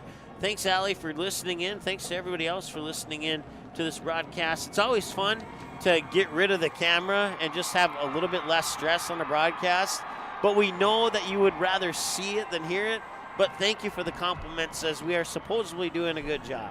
Well, yes, thank you for tuning in wherever you're at and letting us into your home today to listen to this broadcast here from the US Bank Stadium, where the Rebels and the Cardinals are tied at 7, and Fairmont will get the ball to start the second half. Both teams coming out for their extra session of warm-ups before we get ready to go for the second half. And keys to the second half, I think, if you're Fairmont, it's doing what you did at the end of that first half against the DGF offense, is bottling them up a little bit, not letting them get ahead of the sticks. And when I say that, you don't want to be, if you're the Cardinal defense, you don't want to see DGF having second and short, third and short. Towards the end of that first half, it was 2nd and 7, 3rd and 8, and Fairmont did a good job there. Defensively, if you're DGF, you need to find a way to slow down these quick slants and get some pressure, get someone in Brendan Schmidtke's face. Yeah, I have not really seen, I can't recall the last time I saw the Cardinals run the ball. And they've been forcing the DGF defense to defend that pass. And I think one of the things DGF is going to need to do here is when they get the ball, because I believe the Cardinals get the ball here to start, but when they get the ball in their first possession of the second half, don't be afraid to open up with a pass. Something a little bit off to the left or right side maybe, and picking up 4 or 5 yards. and maybe another pass for another 4 or 5 yards. Because if you can get in a situation where Jordan Summers only has to pick up 2 or 3 yards on a run, then the Fairmont defense is going to have to look at both the run and the pass game. Right now, the only thing they have to worry about right now is the pass game, because DGF is going to be in a situation where they're going to have to be forced to pass the ball here if the run defense continues to hold as it had in the second quarter. Not so much the first quarter, but like I said, and I kind of alluded to this in the pregame show, it's going to they're going to figure it out, and they have figured it out. Brendan Schmicke, I said he's a sophomore all day long. He's actually a senior. I was reading an article that had predictions for tonight's game. They thought he was going to be the key, and an article said he's a sophomore, but that will happen sometimes. But Schmicke, yeah. He's playing, I was going to say, wise beyond his years. He looks poised in the pocket, has good timing with his wide receivers, and you can really see that connection that he has with Levi Pooley. Pooley with the 5 receptions for 59 yards and the score. They click, and it's how is DGF going to counter and slow down that and stop that connection? Yeah, and I'm looking at the first down totals: 9 for DGF, 6 for the Cardinals, and that just, I mean, you could take away all the other numbers. You could look at those first downs, and you could look at the scoreboard, and that tells the story of the game. That pound and grind pace for DGF has earned them 9 first downs on 143 yards, I think it is. I can't quite read it from here. And I definitely can't read it down on this end because my view is blocked. But and then on the flip side there, you got 6 first downs for 122 yards. So, DGF has more yards of offense, but it has the feel that the Cardinals have the momentum right now, even though they don't have as many total yards. Well, we've seen that they can strike quickly, and that's kind of been the difference, the way they struck early in this one. With that drive, that touchdown drive was quick. Where on the other side of things, DGF, methodical, takes their time, and that's why they have a 2-to-1 time of possession advantage. Yeah, and if the Cardinals do score here on this first drive and make it 14-7 or potentially 15-7 if they go for 2, DGF is going to be forced in that situation where they were against ESCO. DGF seemed comfortable until ESCO got the lead, and then they're like, okay, if we want to play in the next game, we're going to have to get to business here and get things done. That's kind of what DGF had to do against ESCO. I'm not sure if DGF wants to be put in a position to do that against the Cardinals based upon what I've seen from the Cardinals passing game so far. So the DGF defense, their first defensive stand on this first drive of the Cardinals in the third quarter here is going to be probably one of the keys to the outcome of the game here. We'll see. I mean, we still have 2 quarters to play, and a lot of things can happen in the game of football. But just reflecting back on that quarterfinal round game, I'm kind of seeing similarities here between Fairmont and ESCO. And DGF, I don't know if they can do that twice in a row. Drive summaries in that first half. Fairmont had the ball 4 times. Their first drive ended by a punt. It was a touchdown. On their second drive, a 7 plays, 72 yards. Their average time of possession has been over just 3 minutes when they've had the ball. They had a drive end by a punt and pick. DGF on the other side, a 5-minute drive that ended in downs, a 3-minute drive that ended with a touchdown, a 5-minute drive that ended a punt, and a 1 minute and 5-second drive that ended with a punt, and then a 14-second drive where they kneeled it out. As we get ready to go for our third quarter, the Rebels will kick off. Going left to right, the Cardinals will go right to left on your computer dial. And back to receive the kick, James Johnson, but the Cardinals have everyone pushed up. Johnson is at the 12 as Leach will kick it off. Takes a hop and a high hop and caught at the 21. Cut forward across 25 to the 29. On the return there was Landon Meyerdirk. And the Cardinals will start their first drive of the second half with the football at the 29-yard line.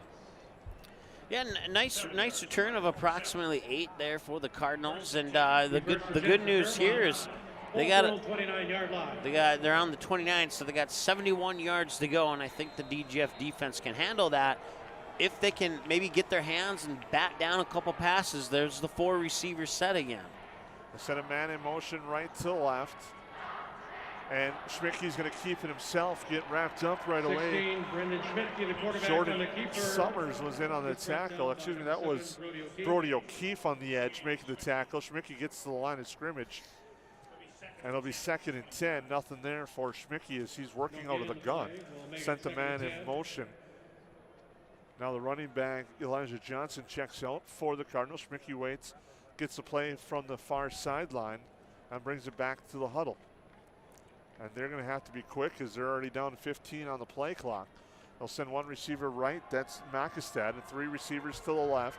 Running back to the right of Schmicke. Schmicke looks right, fires right, pass complete. Making the catch there is Landon Meyerdirk.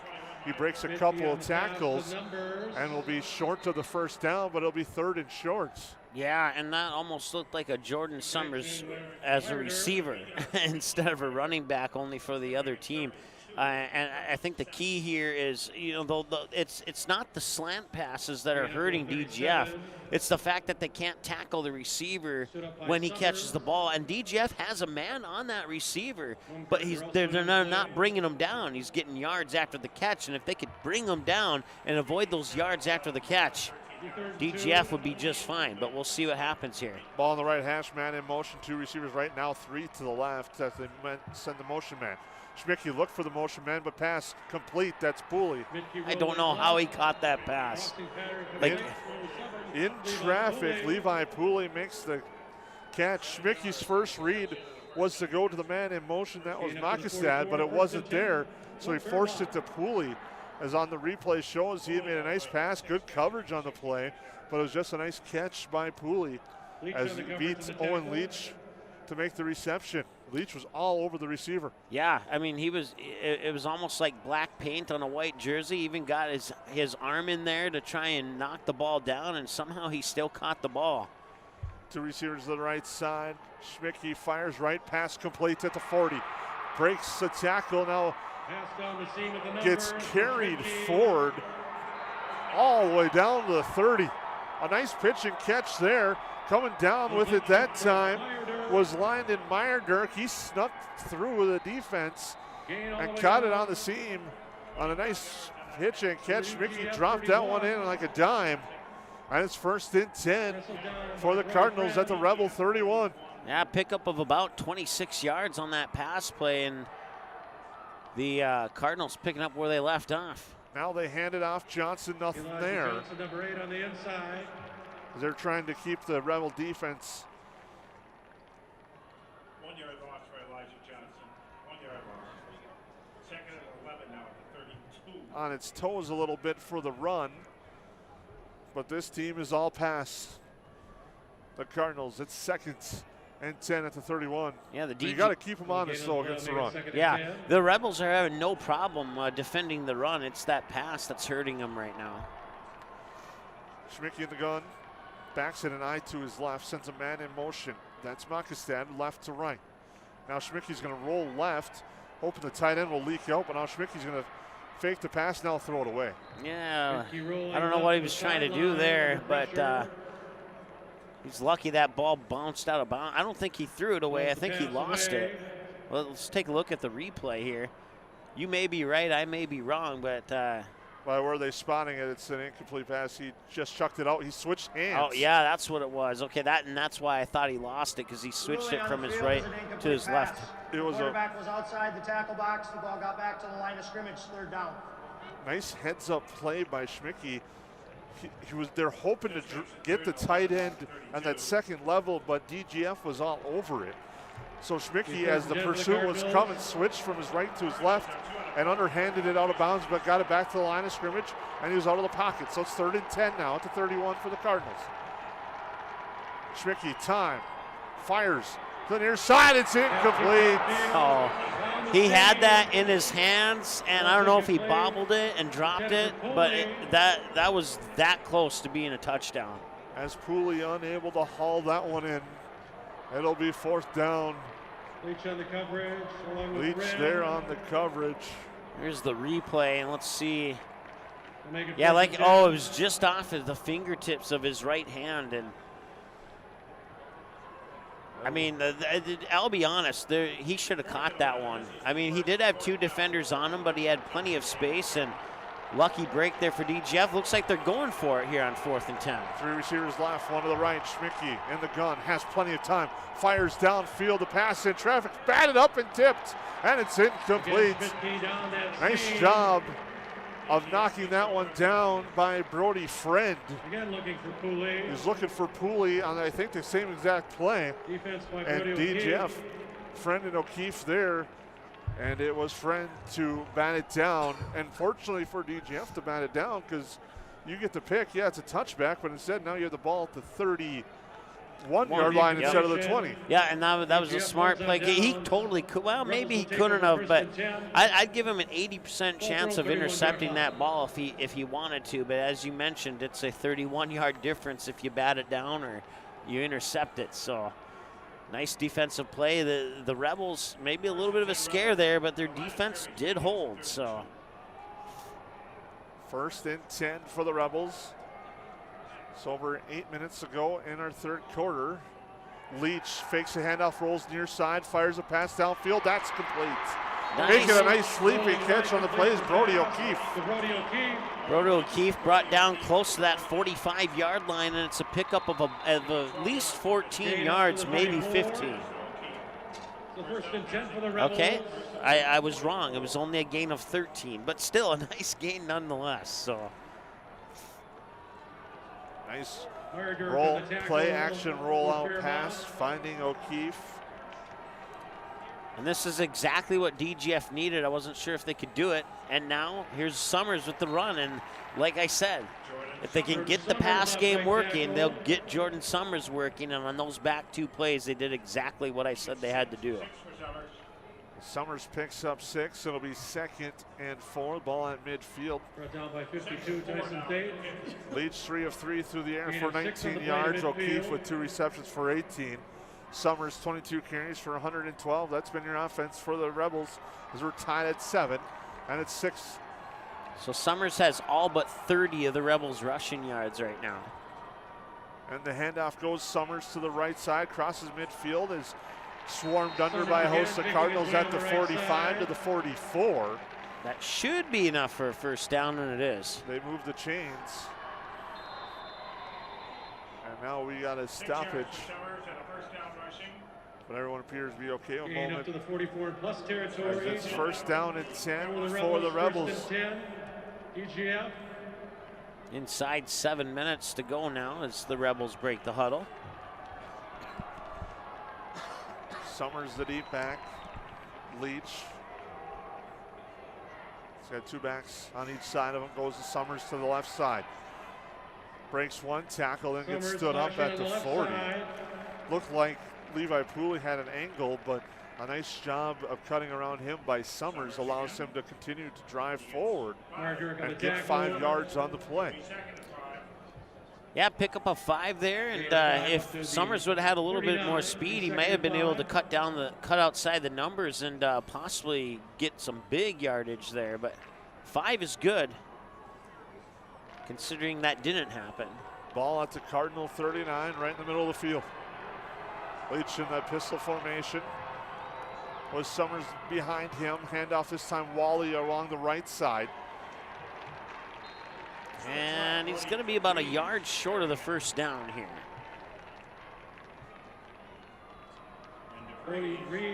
Actually, that was DeVries. They changed it up. He used to go into Wally on that one. They went to DeVries that time. It fooled me too. Don't feel bad. It'll be 3rd and 1. Johnson on the tackle. A big 3rd down here for the Rebel offense as they're looking to try and take the lead. Approaching the 5.5-minute mark here in the 3rd quarter. 3rd 1. Leach, handoff Summers. waits patiently, finds the hole, bounces it outside, gets the first down to the 30. Picks up. Go ahead. That first hole was blocked up, but he bounced it outside nicely and got the first down. Yeah, he needed one, picked up 5, and like I said, if you can get Summers in a 1 or 2 yard situation, that run game is going to work even if the Cardinals can bottle it up. 6 plays, 38 yards so far this drive for the Rebels. Tied at 7. The lone score for the Rebels was a 14-yard run by Jordan Summers in the second quarter. But the Cardinals quickly answered with a 10-yard strike. But now Summers again tackled upstairs. Summers bucks the middle. Gets 2, maybe 3. Summers gets 3. I'll bring up second down and about 7 for the Rebels. Going into the end zone where we're located here on the near side, going left to right. As head coach Anthony Soderberg gives the play call to Owen Leach, who brings it to the huddle with 20 on the play clock. He's 2nd and 7. Summers at deep back. Wally DeVries next to Leach. Leach on the keep. Ooh. Cuts it upfield, but Leach on the keeper is stood up. Did not get much there, and it's going to be third down. Maybe gets a yard if that, and it's going to be third and about 6. Leach gets 1 yard gain. They almost had him from on the backside, but the Cardinals' front was stout there up front. Yeah, James Johnson was coming in from the far corner, and Leach caught him out of the corner of his eye and was able to escape that. Otherwise, it would have been a loss of about 6 or 7. They get 1. Third down and 6 as the Cardinal fans start to make some noise for their defense. Handoff Summers, and he stood up and gets nothing. The Cardinals are starting to bring some extra attackers on the edge, and they're doing a good job of getting home. And it's now 4th down. Yeah, Summers loses a yard. I think DGF goes for it here on this 4th down. That'd be my play call if I was calling plays. And it was Johnson that tripped him up. He brought the extra man off the edge. And he got to Summers and tripped him up, and now it's 4th down and 7. Ball at the 27. Leach under center, sends a man in motion. Rolls to his left, Leach has time. Fires to the far side, he's got a man open, it's complete, that's Jordan Summers inside the 10 to the 6. Nice pickup there of about 21 yards on that pass play. Excellent. Down Rebels on the pitch and catch. Leach to Summers. They mark it down at the 8. And it'll be 1st and goal for the Rebels. Approach 2.5 to go in the third quarter, and we saw this on the first drive of the first quarter. I don't remember the number of plays, but they chewed up, I think, just shy of 4 minutes. They've chewed up a lot of time on this drive, and they're on the doorstep of scoring. 10 plays, 60 yards. It's 1st and goal for the Rebels as the monitors go crazy inside the bank. Handoff to Summers, nothing doing. Again. He gets brought down at the 8. Must be something for their light show tomorrow for the Vikings Cowboys. We'll roll that. It's a good thing that's a 3 o'clock game instead of a noon. They have a little more time to work on it. They got it fixed. I was beginning to wonder if the power was going to go out here in the stadium. Be 2nd and goal. Be 2nd and 8 and goal at the 8 for the Rebels. 11 plays the drive so far of 60 yards. And they're going to take some time. Equipment will leave the play for 1 now down. Owen Leach has to leave for a play due to equipment issue. So now if you're DGF, you might want to just call timeout to get him back out there, or they're just going to let it go. Yeah, 2nd and 8, or second and goal from the 8, I should say. And they're going to bring in Caleb Johnson. Saving the timeouts when you're tied at 7 is something I think you have to do in this type of game because it's going to come down to the wire. Yeah, I think that's a smart play. I mean, even if you hand off to Summers and maybe get a hopefully get 3 or 4 yards off that run. And hey, what do you know? Let's hand it off and get a touchdown and give Owen Leach a little bit of a breather. Johnson's going to keep it himself and get swarmed under at the 9. I think they didn't want to have him hand it off and screw up the exchange because he hasn't done it all day long. So safe play, true, yep. Let him keep it off the edge. He loses a yard though. Now it'll bring in Owen Leach back in for Johnson. Summers was a lead block. He picked up his block. A couple other guys didn't.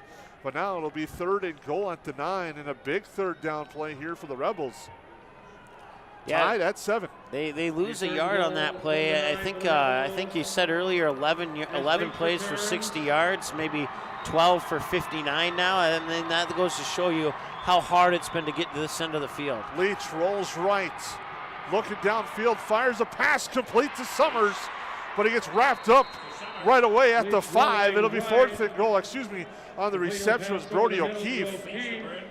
And it'll be 4th and goal at the 5 as O'Keefe makes a leaping catch, but the Cardinals did not let him get any yards after the catch. Yeah, you go, well, I mean, I guess it depends on how confident the coach is on the DGF defense.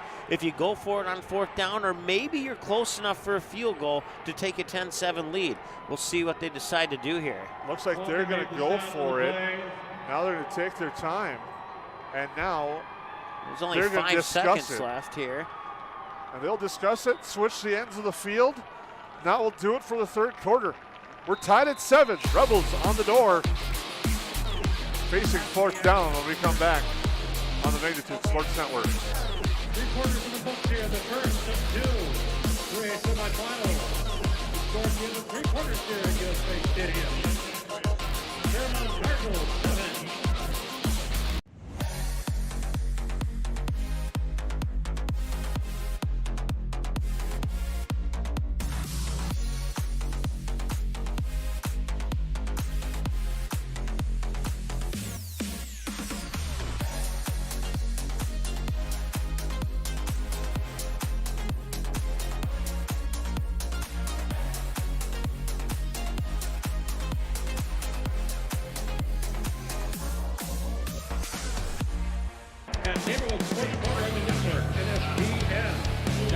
Well, Jason, he says DGF should kick the field goal.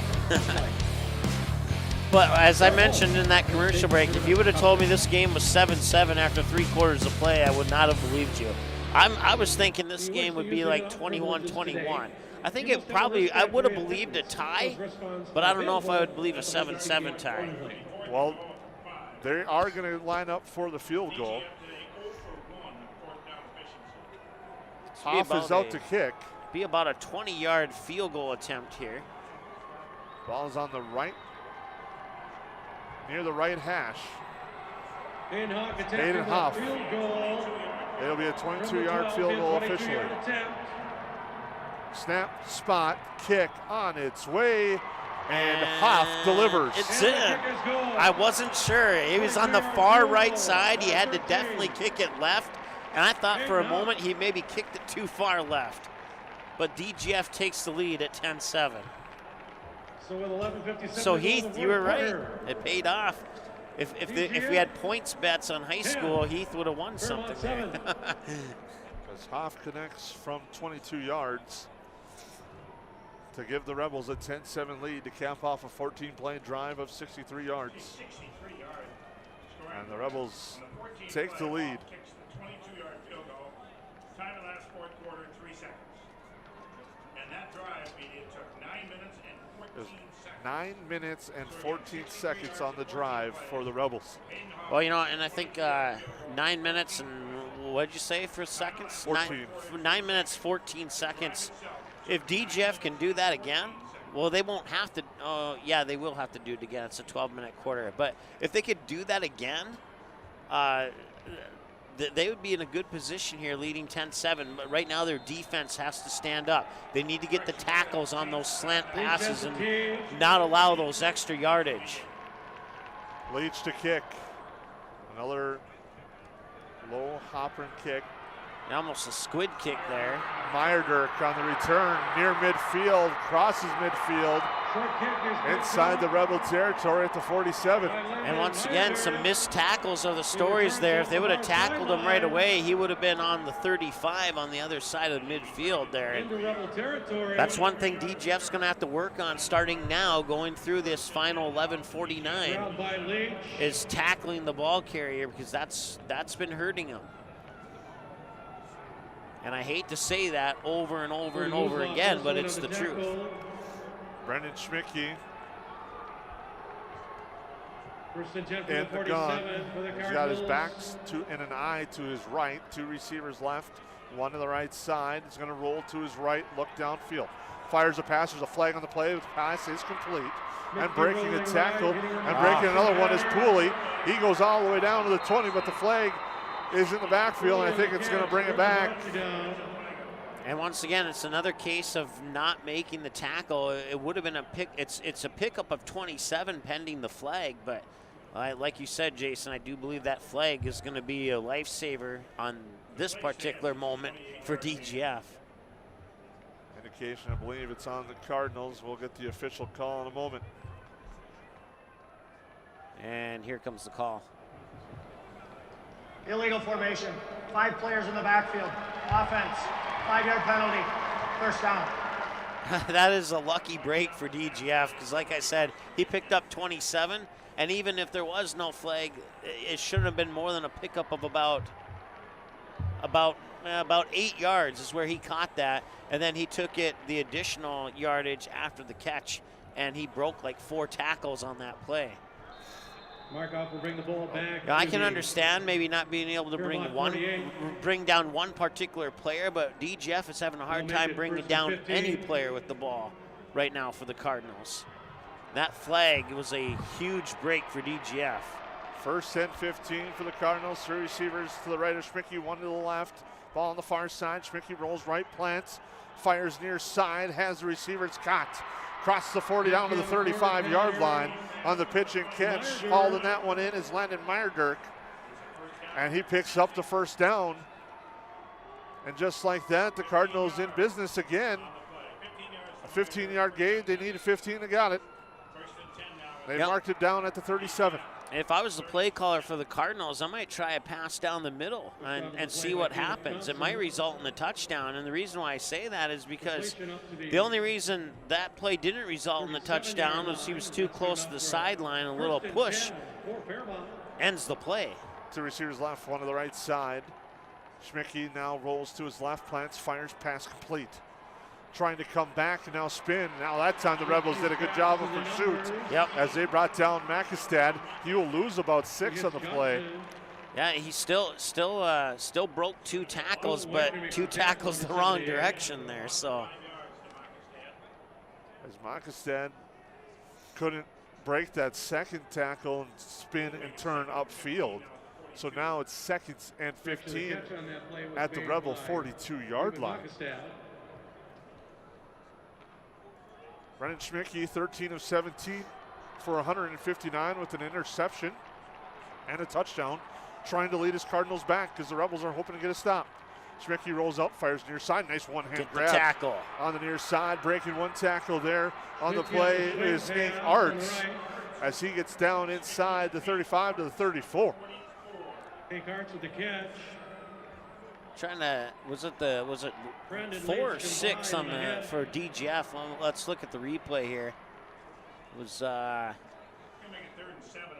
It was Ethan Hellerud, number 4, slowed him down enough, and that allowed his teammate to make the tackle. So a little bit of improvement there over what we've seen up to this point. 3rd down and 7, 3 receivers to the left. Schmicke rolls to his left. Now trying to get to the corner, plants and fires. A pass is batted down at the line. It's incomplete. Nice job by Owen Leach there. I think it was Leach, yep. Oh no, check Caleb that number Johnson. 18. It was Caleb Johnson who got his hands in the air and batted that one down. So 4th down and 7 and decision time for the Cardinals, and it looks like they're going to go for it.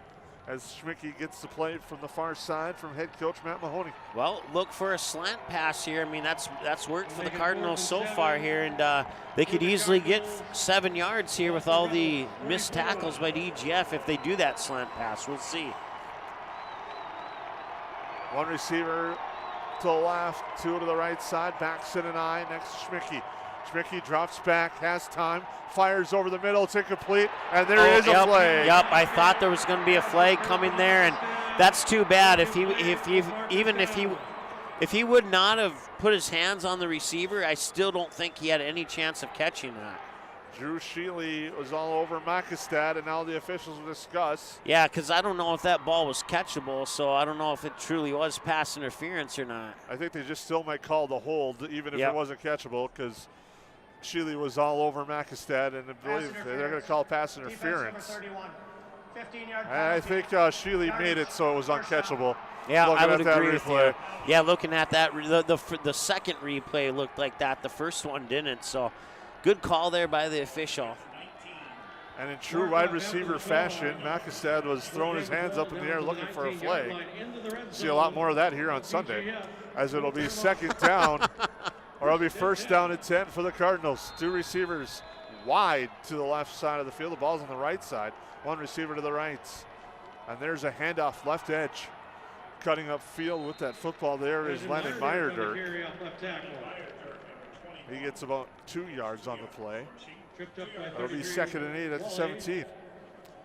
On this broadcast, we have 1 Vikings fan and 1 Green Bay Packers fan. I won't say who is who, but he's taking stabs at the Green Bay Packer fan is taking stabs at the Viking, and the Viking fan doesn't care. I'm just saying on Sundays you're going to see that from a pro receiver. I wasn't saying what team. Just saying you'll see that here tomorrow at some point. Shotgun snap. Schmicky is going to lose the football, and falling on the football is Max Baumgartner, as Schmicky knocked it out of his own arm as he was getting ready to run with it, and Max Baumgartner falls on top of it. Talk about another break there for DGF, and now if they can chew up 8 minutes and 25 seconds like they chewed up 9 minutes and some last time, they don't even need a field goal to secure the win. And Schmicky, as he was rolling out, had time, and then just lost the football, and Baumgartner was in pursuit and just scooped it up. So it'll be first and 10 for the Rebels at the 17. After that pass interference call, the Rebels defense comes up big and recovers the fumble. Leach rolls right, pressure right away, throws it away.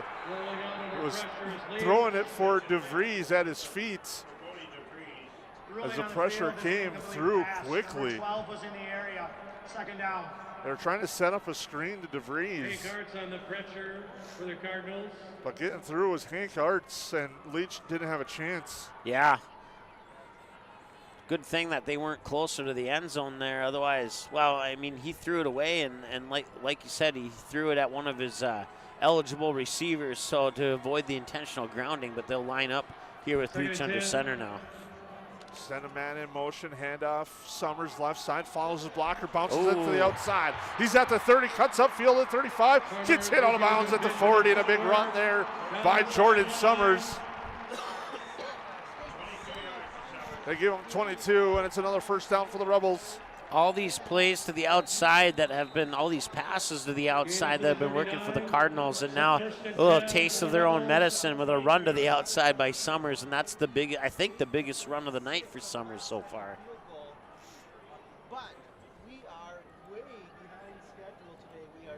Big run there by Summers.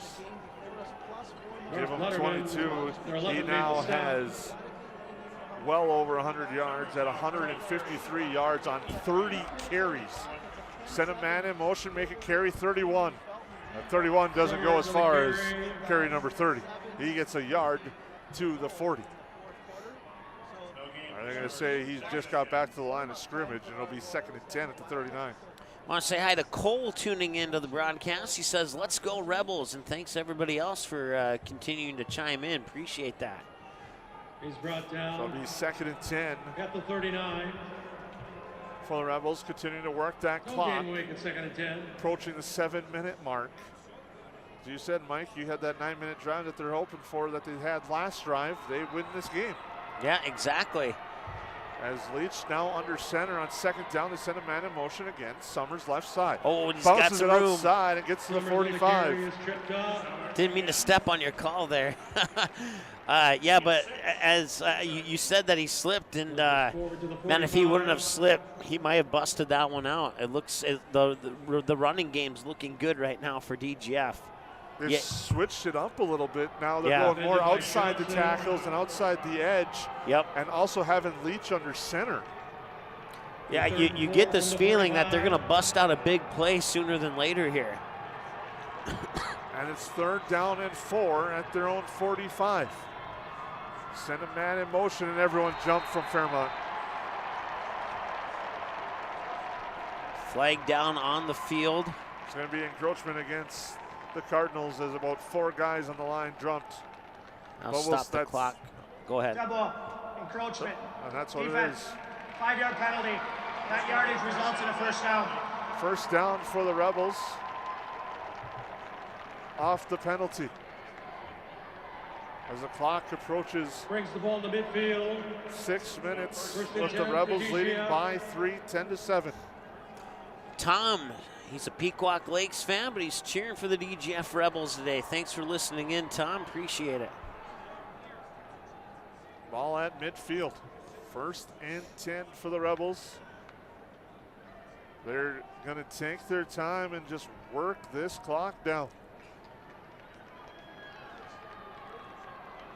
Get to the line with about 12 on the play clock. Leach is under center. Send DeVries in motion, handoff Summers, right side, bounces it outside, gets tripped up around the 40. Nice run there, he gets about 9 on the play. Yeah, 9 or 10, depending on where they spot it, but man, you know, it's the almost big plays, but a few more almost big plays and they'll be down in the end zone regardless. But now, Jordan Summers is down. Yeah, looking at the replay, it looks like his legs got squished up into his chest. And it's not good when they don't show it the second time, so we'll take a break and come back here on the Magnitude Sports Network.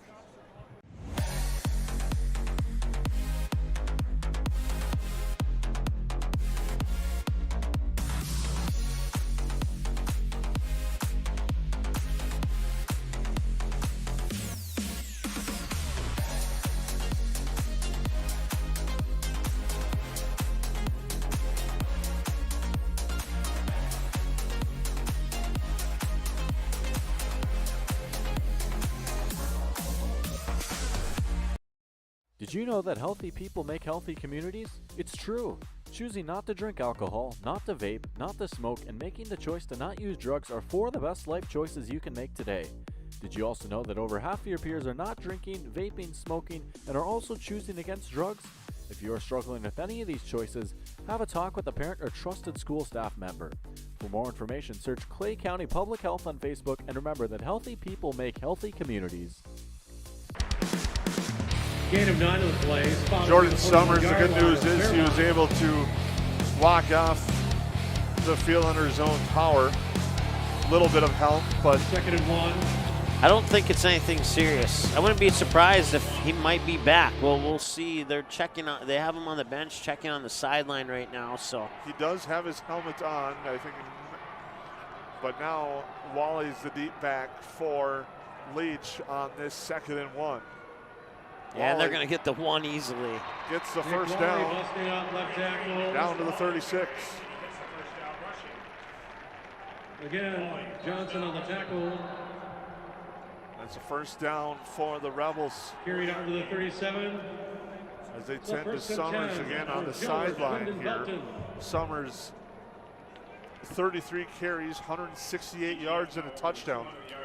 And one thing I noticed there's that particular running play kind of went up the middle. And as you mentioned earlier, they're going to the side with Summers, and as soon as Summers went out, they went up the middle and picked up 4 or 5 yards for a 1st and 10. Rebels have ran the ball 43 times for 205 yards.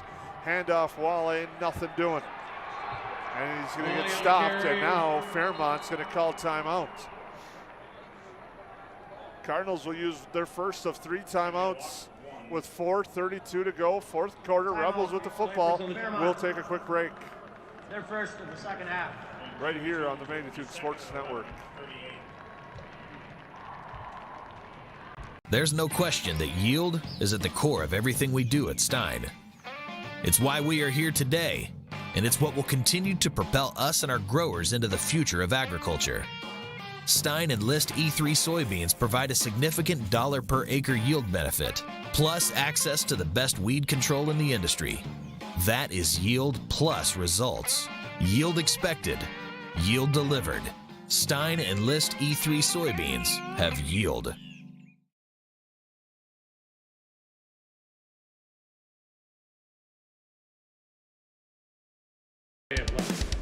Welcome back here. The Rebels driving at the 37-yard line of Fairmont. 2nd down and 11. With 4:32 to go, 4th quarter. The Cardinals have used 1 of their 3 timeouts. As Leach is in the pistol at the 37, gets a snap.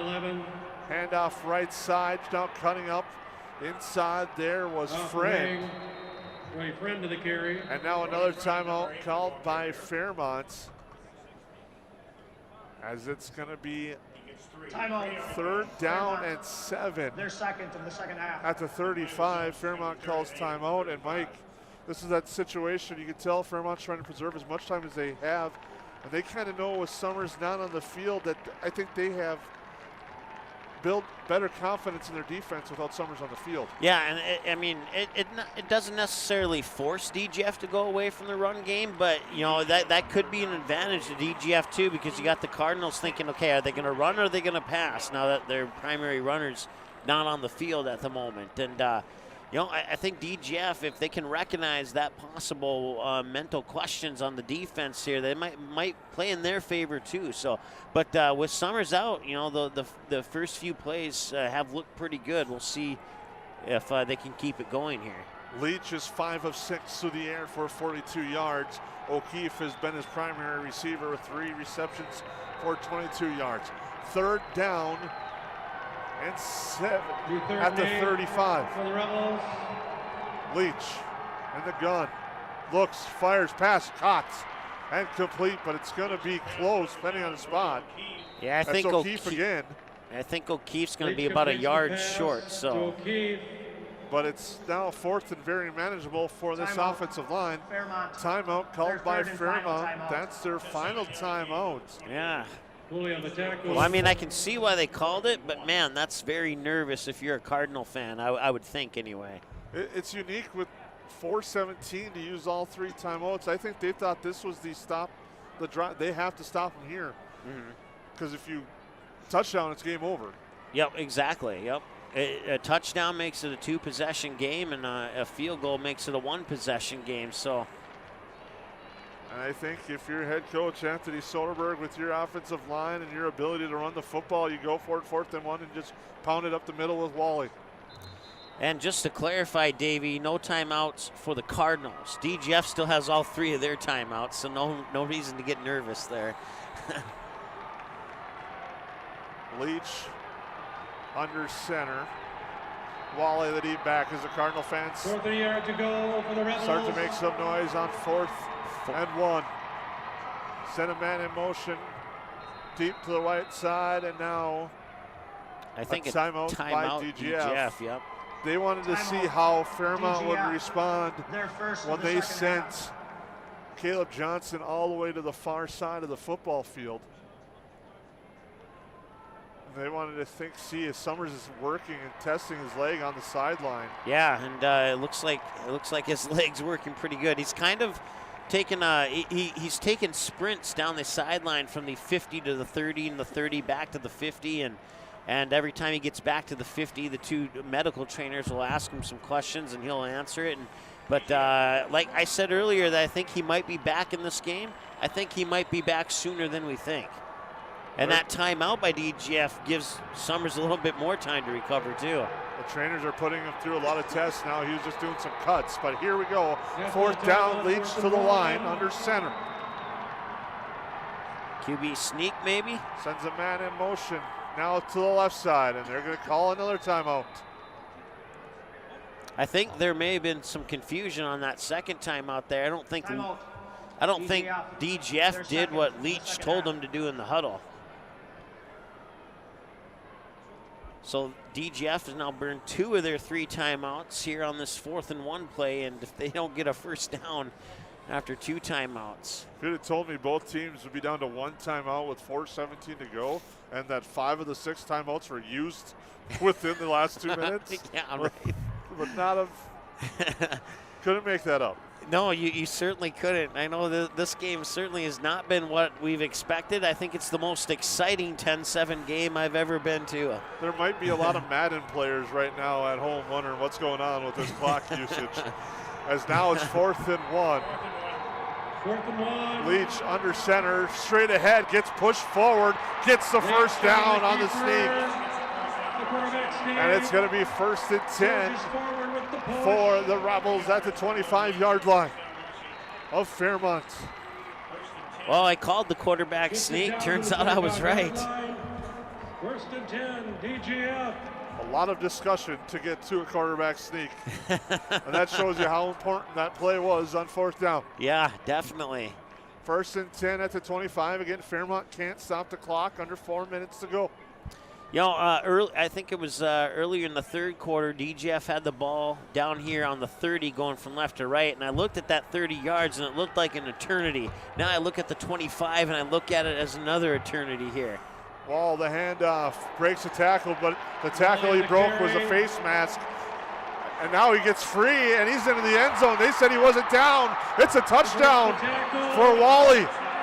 I'll admit, I went to my usual between plays routine there, and I totally missed that. I thought Wally was taken down too, and the flag is a face mask. They'll just decline the penalty, and it'll be 16-7. I think we'll have our first official review of this game. Well, here's the replay.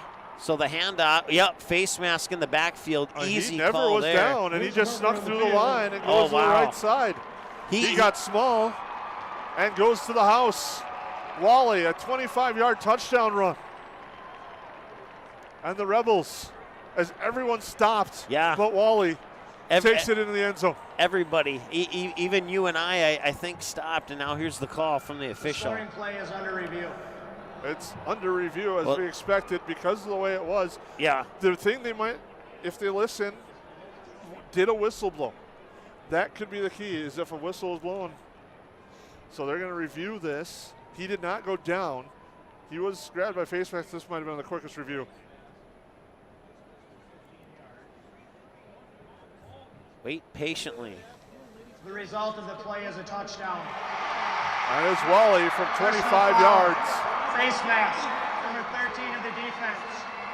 That penalty will be enforced 15 yards on the kickoff. We'll go to the try. And Wally just received a hug from Jordan Summers on the sideline there, and that penalty you may have heard is going to be assessed on the kickoff. So it's 16-7 DGF with the point after attempt coming up here in seconds. Off for the extra point.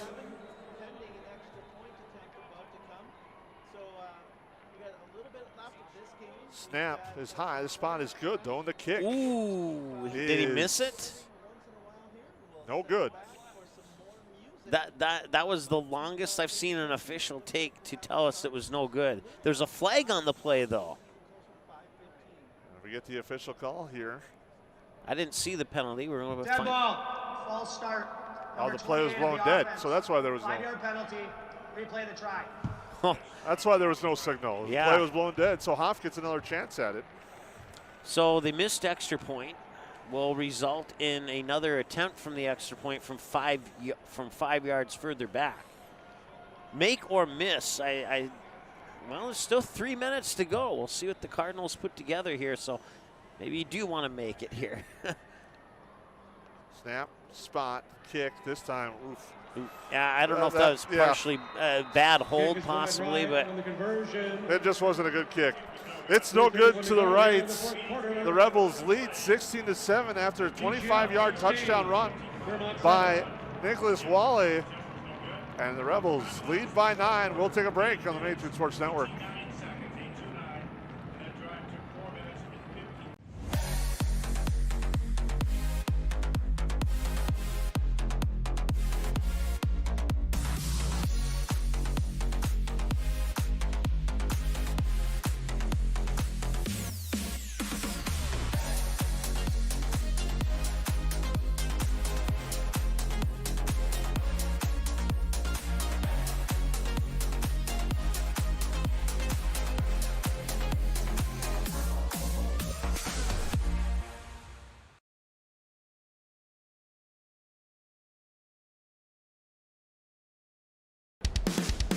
Oh, welcome back. The Rebels 3 minutes and 31 seconds away from stamping their name into one of the 2 spots in the Prep Bowl Championship coming up in the Class 3A Championship on December 3rd at 1 o'clock. They'll play the winner of the next game between Watertown Mayor and New London Spicer, which was supposed to kick off 16 minutes ago. As Owen Leach will kick off from the 50 after the personal foul penalty was assessed. Oh, wow. Can they keep it out of the end zone? They'll do a squid kick, and it goes through the legs of the receiver at the 15-yard line. And not much there for Meyerdirk as the Rebels converge quickly, and that's where the Cardinals will take up shop.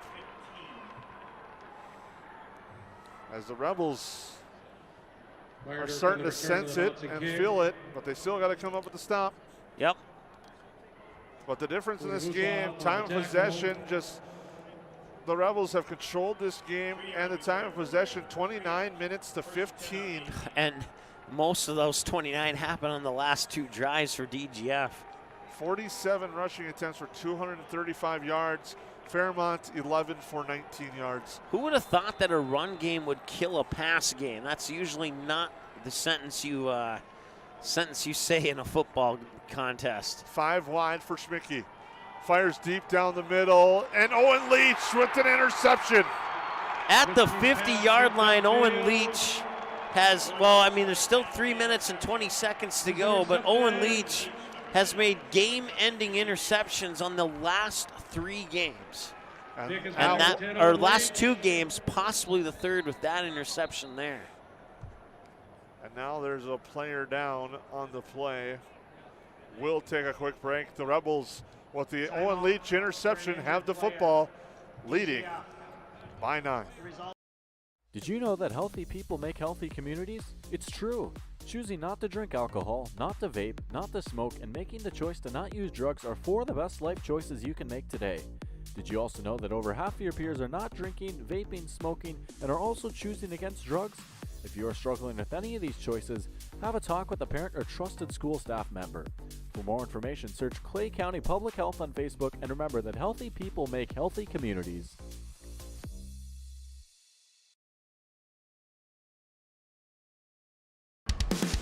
First and 10 for the Rebels. Hand off, Wally to the left edge, gets to the 49.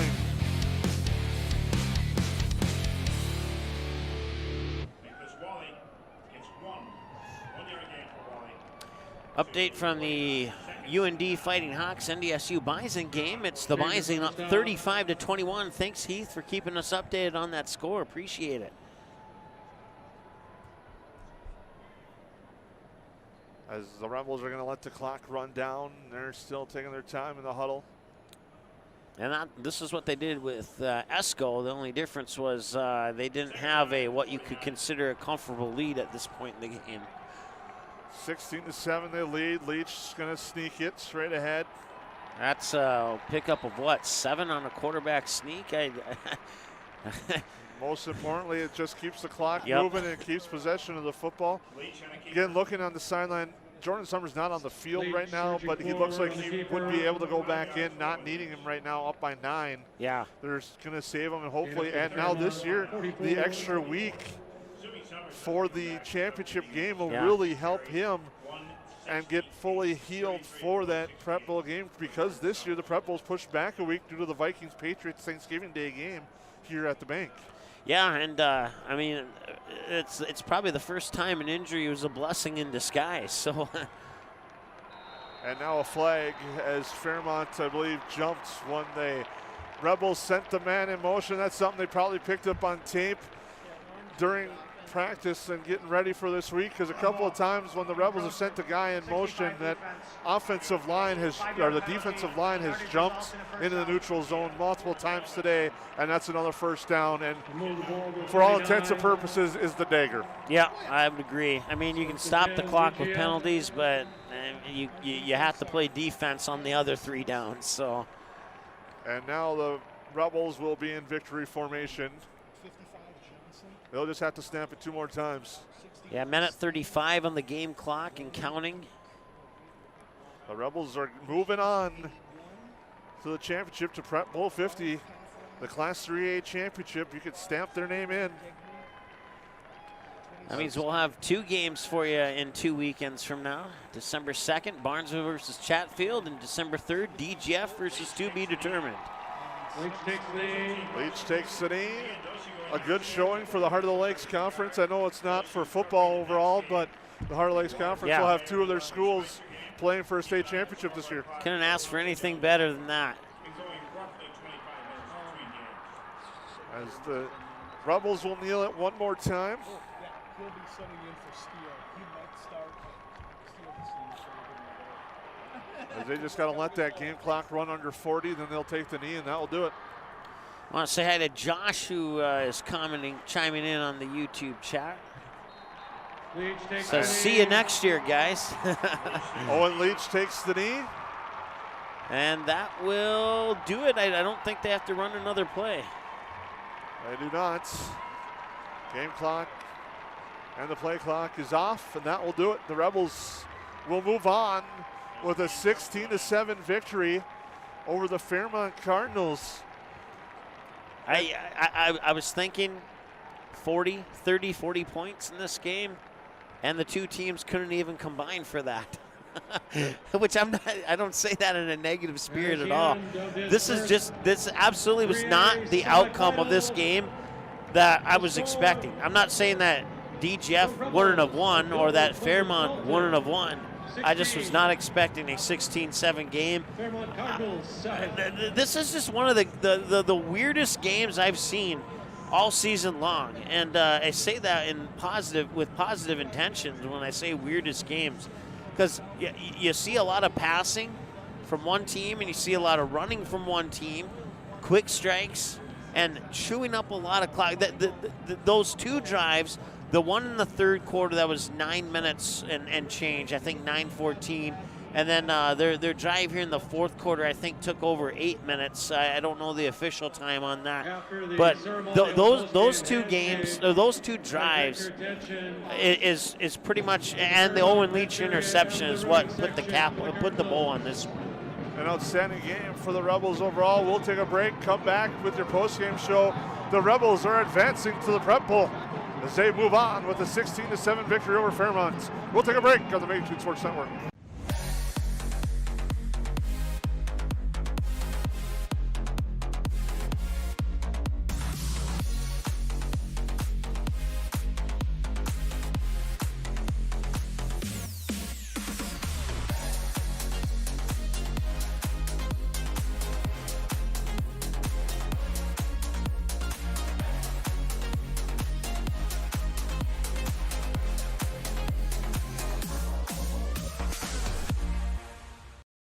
Did you know that healthy people make healthy communities? It's true.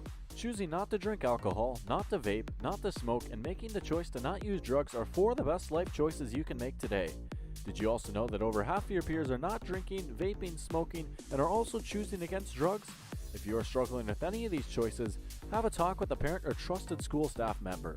For more information, search Clay County Public Health on Facebook, and remember that healthy people make healthy communities.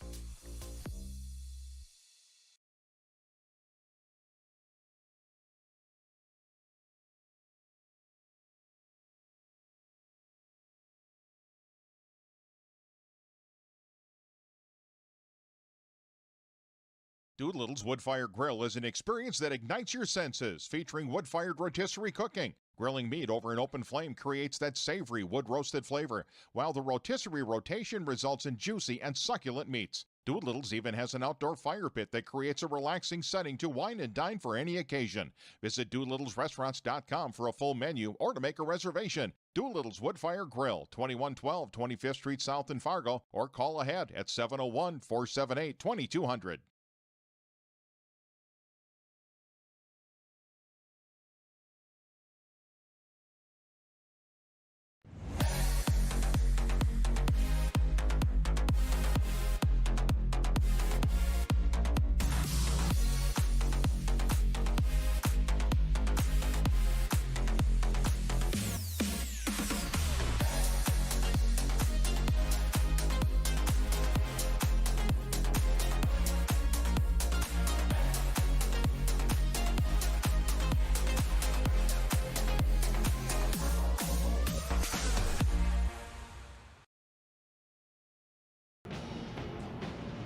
Welcome back into the postgame show here at US Bank Stadium. The Rebels advance with a 16-7 victory over the Fairmont Cardinals. And their stats today, Owen Leach didn't have to throw the ball much, but he made some big plays when he needed.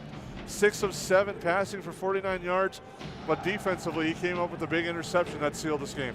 Yeah, and he's done that in the last 3 games. This one, the one against Esco, and then I forget the one they played right before that, but I know they had the first round bye, but it was the end of the regular season, I believe it was.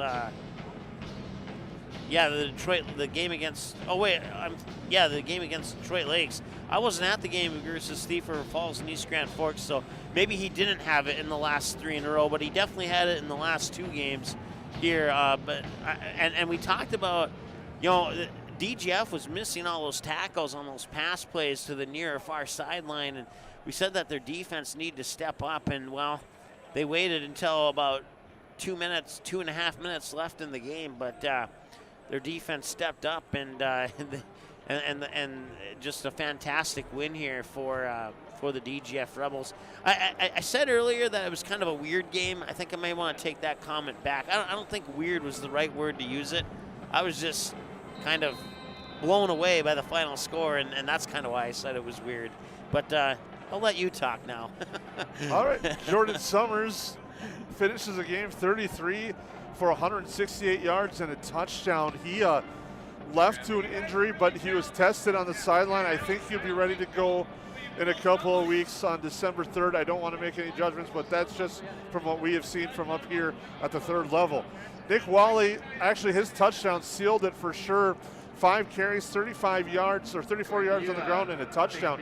His touchdown was unique because he was grabbed by a face mask in a host of people, and everyone stopped. Yep. But Wally was never touched or never down, spun out and just took it to the house, and then ended up being the game-sealing touchdown to make it 16-7. He finished with 5 carries, 34 yards and a touchdown. Summers again, 33 for 168 and a touchdown. For Fairmont, Brendan Schmidtke was 15 of 20 for 162 yards with an interception and a touchdown today. His number 1 receiver, Levi Pooley, was 6 for 66, but the one that he dropped is the one that he's definitely going to have a hard time dealing with, because he dropped a wide open pass a la Christian Watson style at the end zone. Here, the same zone, it was there, but he had it in his hands. And that, in theory, would have made it a 16-14 game instead of a 16-7. So, it was a fun game. And, and we always say Friday Night Lights, and this was kind of a daytime game.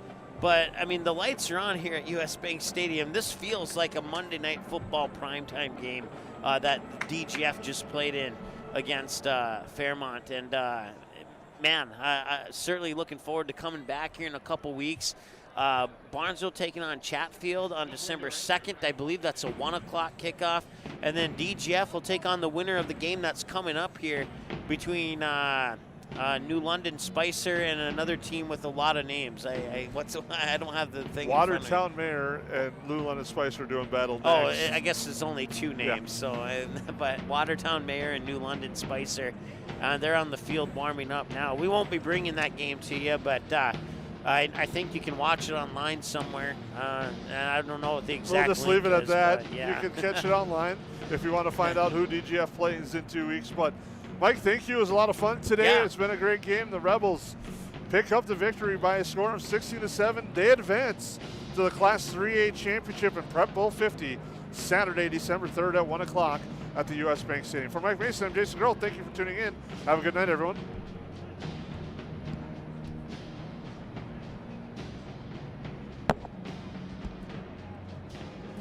Seating has been a presentation of the Magnitude Sports Network.